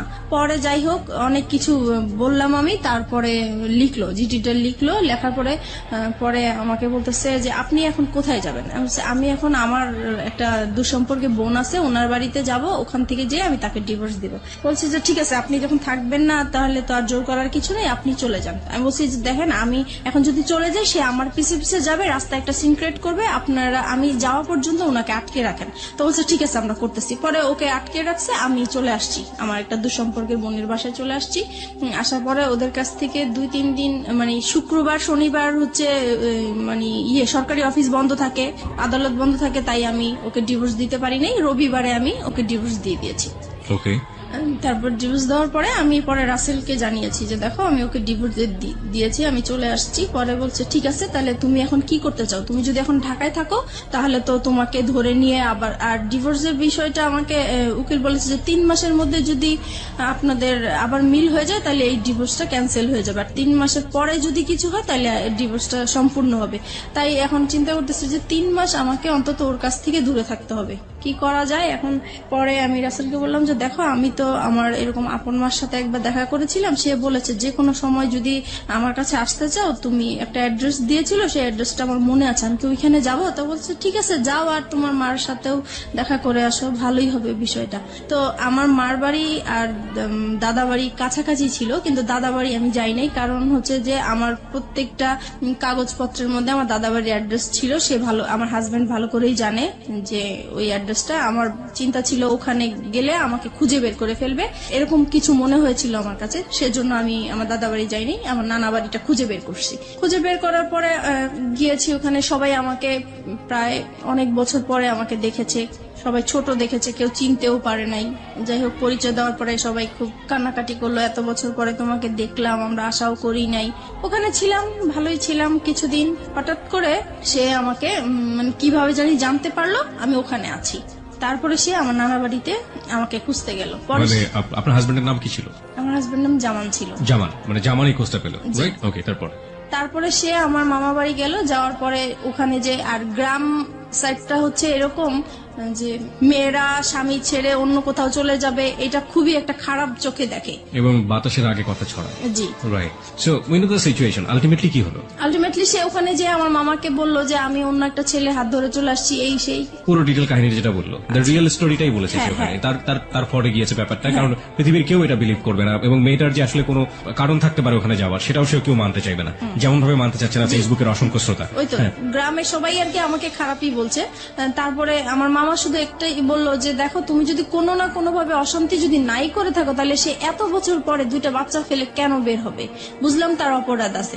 আচ্ছা যাই হোক, তুমি যদি তোমার মা বাবাকে এখানে আমাদের কাছে নিয়ে আসতে পারো আর আমাদের কাছে সরি বলবা, আর এরকম কখনোই এরকম কিছু হবে না যদি বলো, তাহলে আমি তোমার কাছে উঠাই দিব। The big point and the question is, শান্তির জন্য সে রাসেলের হাত ধরেছে। শান্তি কি সে শেষ পর্যন্ত পেয়েছে? আমরা অনুষ্ঠানের শেষের দিকে চলে আসছি ধীরে ধীরে। ওকে ফাইন, আমি রাসেলের প্রসঙ্গে স্ট্রিক্ট থাকতে চাই। রাসেলকে আপনি তো ডিভোর্স দিয়ে দিলেন, তারপরে কি আপনি বললেন যে এবার আমাদের বিয়ে করা উচিত? রাসেলকে হ্যাঁ বলেছি তো, সে তখন বলেছে, সে কি বলে? তখন বলেছে যে 3 মাস পার না হলে তো করতে পারবে না। ফাইন, 3 মাস পরে কি হলো? তারপরে হচ্ছে পরে আমি বলতেছি দেখো আমার তো কিছু সমস্যা আছে, লোন আছে, এখন আমি লোনগুলা শোধ করতে হবে, তাছাড়া ফ্যামিলিতে এখন আমি খুব বিপর্যয় অবস্থায় আছি, এখন আমি বিয়েটাই করতে পারবো না, আরো কিছু পরে করব তোমাকে। সেটা কতদিন পরে? সেটা বলতেছে সেটা 6 মাস হতে পারে, 1 বছর হতে পারে। পুরোপুরি অনিশ্চয়তা। জি। ততদিনে কি আপনার ছেলে মেয়েগুলো কি আপনার কাছে থাকে নাকি আপনার জামানের কাছে? জামানের কাছেই থাকে। 3 মাস পরে, মানে ডিভোর্স হয়ে যাওয়ার 3 মাস পরে, আলটিমেটলি যখন ডিভোর্সটা অ্যাক্টিভ হয়ে গেল, জি। তাই তো? তখন আপনি কি করছিলেন? তখন আমি হচ্ছে মানে জায়গায় জায়গায় আশ্রয় নিয়ে বেড়াচ্ছি, যেহেতু আমার নানা বাড়ি চিনে ফেলেছে, নানা বাড়ি আর থাকা যাবে না, সেজন্য আমি আমার মা থাকতো ঢাকায়, গাজীপুরে চলে গিয়েছি। তারপরে গাজীপুরে যাওয়ার পরে ওখানেও সে বের করে ফেলেছে। আর ওখানে একটা ইতিহাস হয়েছে, যেটা হচ্ছে যে আমার মার যে দ্বিতীয় হাজবেন্ড, ওনার সাথে আমার হাজবেন্ডের এক্স হাজবেন্ডের আর কি একটা ভালো সম্পর্ক হয়ে গেছে। আর আমার হাজবেন্ড হচ্ছে তাকে টাকার লোভ দেখিয়েছে যে আপনি যদি ওকে আমার হাতে তুলে দিতে পারেন তাহলে আপনাকে টাকা দিব। আপনার হাতে তুলে, মানে ওর হাতে তুলে দিলে লাভটা কি হবে? ও কি করতে চায় আপনার সঙ্গে? আমার সাথে মানে সে সংসার করবে। এখনো সে সংসার করবে? হ্যাঁ, এখনো সে সংসার করবে। মানে ডিভোর্স হয়ে যাওয়ার পরও সে সংসার করবে? কেন করবে? কেন করবে সেটা আমি জানি। সে সবাইকে কস দেখায় যে 2টা বাচ্চার জন্য হলেও আমি তাকে নিতে চাই। সে যত কিছুই করুক না কেন, আমি 2টা বাচ্চার জন্য হলেও সংসার করতে চাই। ওকে।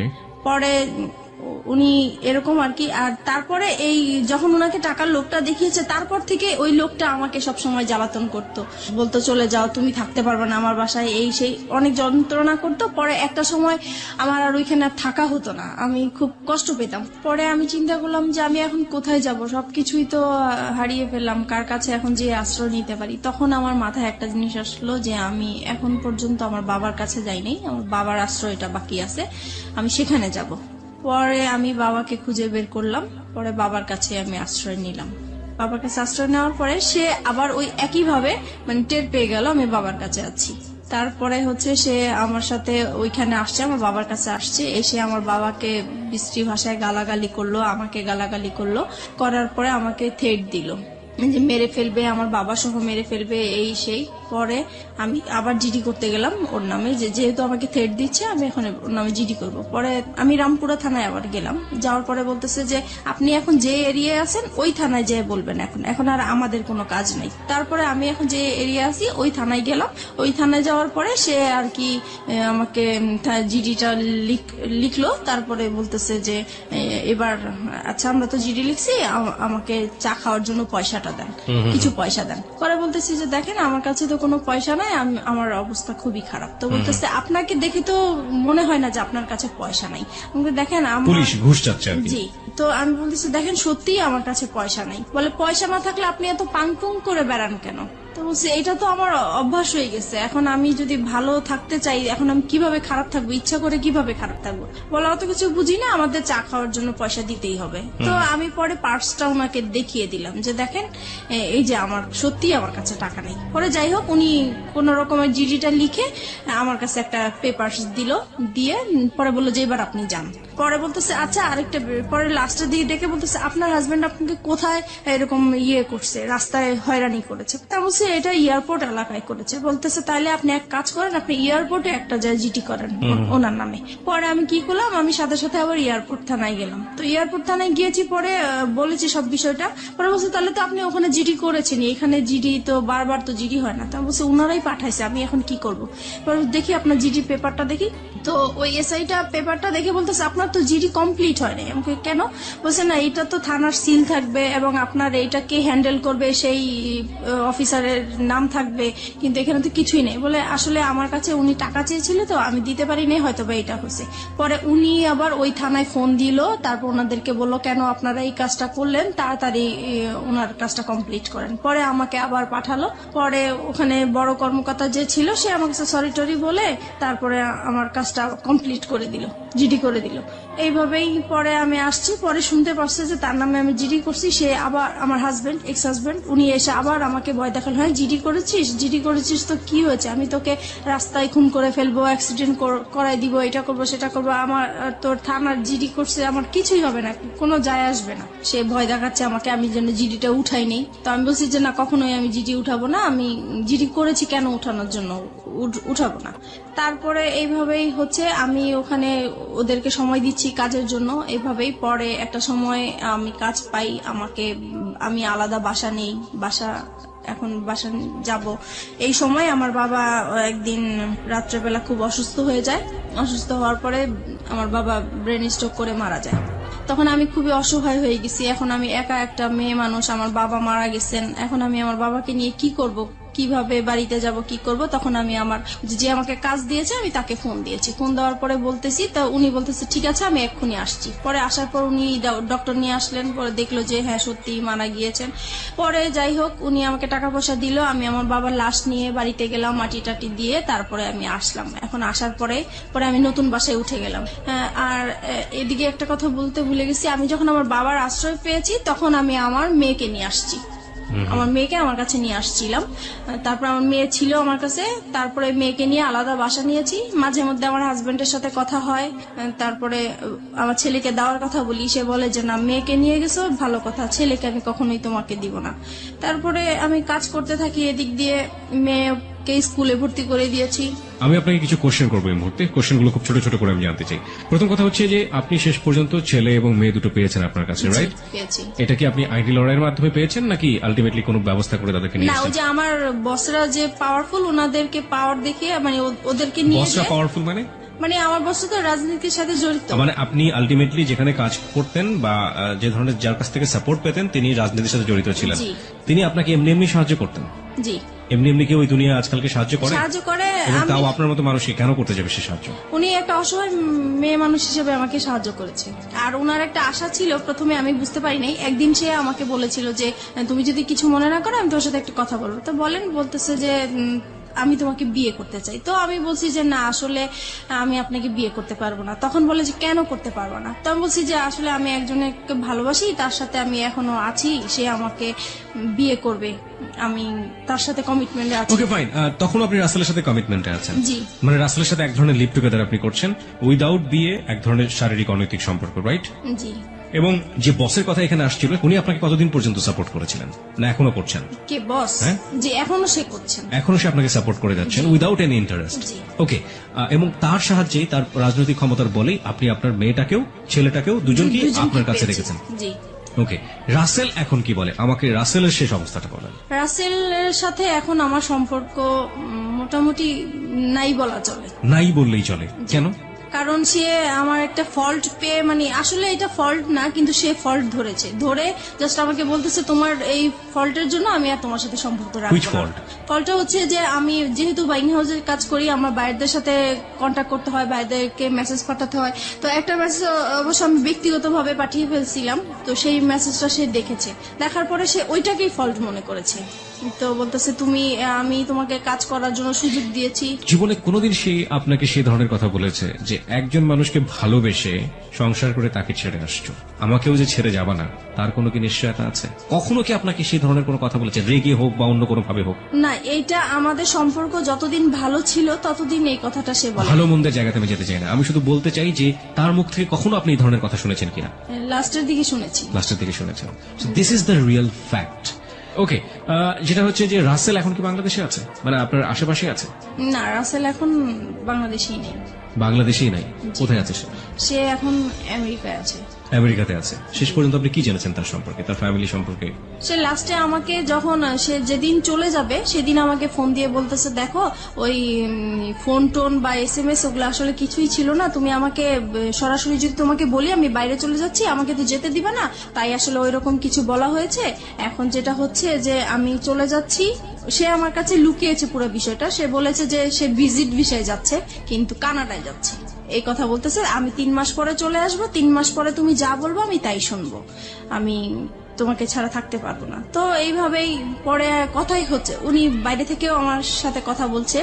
হঠাৎ একদিন আমার কেন জানি মনে হইলো যে সে আর মানে আমার সাথে নাই, কেমন জানি সে আলাদা। বাইরে যাওয়ার পরে একটু ফোন কম করে, তারপরে মাঝখানে সে বলছে যে দেখো তোমাকে বলছি, তুমি যদি কোনো ব্যবস্থা ভালো কিছু পাও, ভালো কোনো অফার পাও, তুমি চলে যাও, আমার আশায় থেকো না। আর যদি আমার আশায় থাকো তাহলে হবে কি হবে না এর কোনো গ্যারান্টি আমি দিতে পারবো না, এখন সবকিছু তোমার উপরে। তো এটা বলার পরে আমার খুব খারাপ লাগছিল। পরে যেভাবেই হোক আমি কোনো না কোনো ভাবেই তার একটা খোঁজ নিয়েছি, তারপর তার বোনের একটা নাম্বারে আমি ফোন দিয়েছি। ফোন দেওয়ার পরে আমি তার ফ্রেন্ড হিসেবে কথা জিজ্ঞেস করতেছি যে রাসেল কোথায়, রাসেলকে তো অনেকদিন ধরে পাচ্ছি না, ফোনে কোথায় গেছে। তখন সে বলল যে আমার ভাই তো আমেরিকায় চলে গেছে। তো আমি বলছি আমেরিকায় কেন হঠাৎ করে চলে গেল, বলে ও তো ওর ওয়াইফের কাছে চলে গেছে।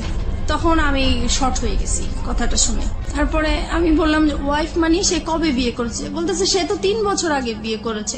তো বললাম ওনার ওয়াইফের নাম কি? তখন যেই নামটা বললো সেই নামটাতে আমি আগে থেকেই পরিচিত, কারণ আমাকে বলেছে এই নামের মেয়ের সাথে ও প্রেম করেছে, দেন ওদের ব্রেকআপ হয়ে গেছে, কিন্তু আসলে ওইটাই ওর ওয়াইফ ছিল।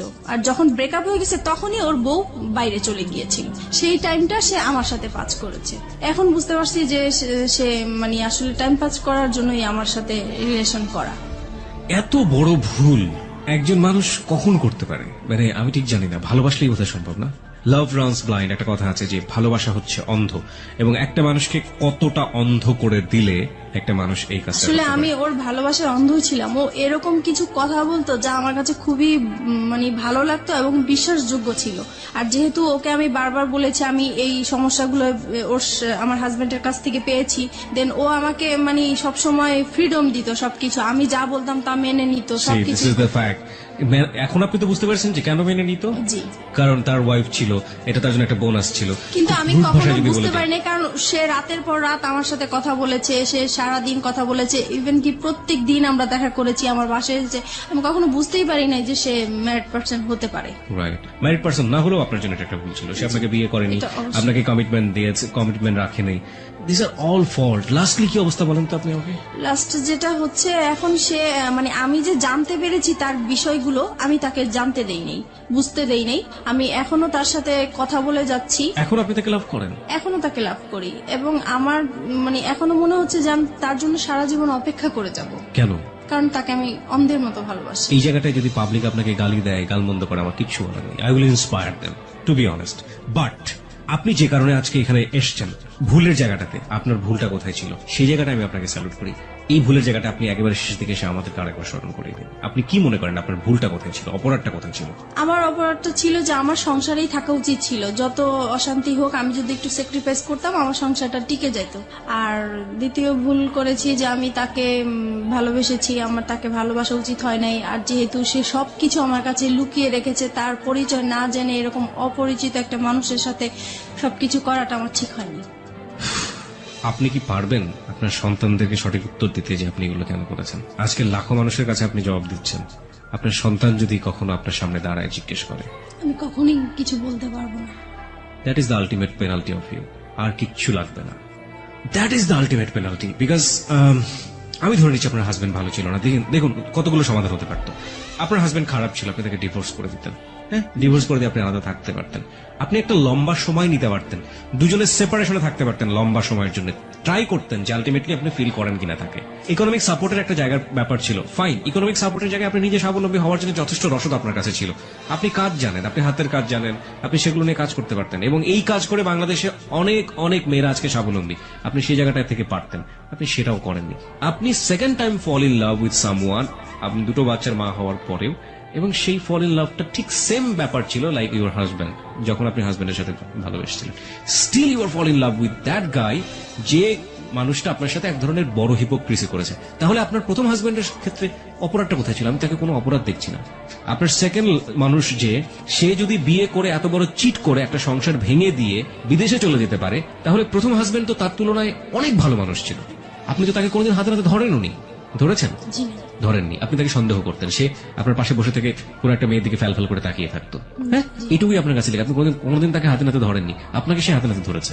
তারপর আপনার সঙ্গে ঘর সংসার করতে চেয়েছে। জি সে অন্যায় করে অত্যাচার করুক, আপনার কাছে সে অধিকার চেয়েছে, স্বামীর অধিকার। আপনি পালিয়ে গেছেন, তারপর আপনাকে ওখান থেকে বারবার ধরে নিয়ে আসার চেষ্টা করছে দুটো সন্তানের জন্য। লাভ না করলেও দিস ইজ হার্ড ট্রুথ। জি। কিন্তু আপনাকে এই মানুষটা কি দিয়েছে, যে মানুষটাকে আপনি স্টিল লাভ করেন? সে তার কাছ থেকে তো কিছুই পাইনি, কিন্তু আমি এটাই বলবো যে তার তার সাথে আমি সময় কাটাতে আমার ভালো লাগতো। Is that all thing for life? This is very funny. By the way, আপনার জন্য কিছুই বলার নেই, শুধু একটা কথা বলার ছাড়া, সেটা হচ্ছে মিতা, যাই কিছু করেন না কেন আপনার সন্তানের ভবিষ্যৎ খুবই খুবই গুরুত্বপূর্ণ। আপনার একটা মেয়ে আছে এবং আপনার ছেলে আছে, এবং আপনার বেটার ফিউচার আপনার বেটার ইকোনমিক স্ট্যাটাসের উপর ডিপেন্ড করে। এবং আপনার যে লেখাপড়ার স্ট্যাটাস, সেখান থেকে আসলে খুব বেশি ভালো কিছু করা সম্ভব কিনা আমি জানি না, তবে অবশ্যই সেই দিনের জন্য আপনার প্রিপারেশন নেওয়াটা বেটার, যে যেদিন আপনার মেয়ে আপনার সামনে দাঁড়িয়ে বলবে যে আমার ভবিষ্যৎটা কেমন। আজকের নোটসগুলো আসার সময় নিয়ে আসবো আমি, চিন্তা করো না। মিষ্টি হাসি ফুটে উঠল ঠোঁটে। ফোনটা রেখে সাবান নিয়ে বাইরে বের হলো সে। টেবিলে খাবার সাজানো, নাস্তা কে বানালো? খালা ঘর মুছছে তখন। তাকে দেখেই একগাল হেসে বলল, ভাইয়ের আপনার আর খালাম্মার নাস্তা বানায় রাখতে কইছিল, খালাম্মারটা সকালেই দিয়েছি, আপনারটা এতক্ষণে ঠান্ডা হয়ে গেছে, গরম কইরা দিমু? না খালা, দরকার নেই। আপনার ভাইয়া খেয়েছেন? না, আমি কইলাম খাইয়া যান, কয় দেরি হইয়া গেছে, খাইব না। রাত্রির মন খারাপ হয়ে গেল। মানুষটা না খেয়ে চলে গেছে। এমনিও দুপুরে ঠিক মতো খায় কিনা জানে না। কতবার বাসা থেকে খাবার বানিয়ে দিতে চেয়েছে, নেবেই না, জেদি একটা। ইস, তার ঘুমটা সকালে ভাঙলো না কেন? মানুষটার এতটুকু খেয়ালই রাখতে পারে না সে। ধ্যাত, সারাদিন এঘর ওঘর করেই কাটলো। বিকেলের দিকে আলমারি খুলে বসলো রাত্রি। বিয়ের শাড়িটা হাতে নিয়ে উল্টে পাল্টে দেখলো পাক্কা 30 মিনিট যাবৎ। আলমারি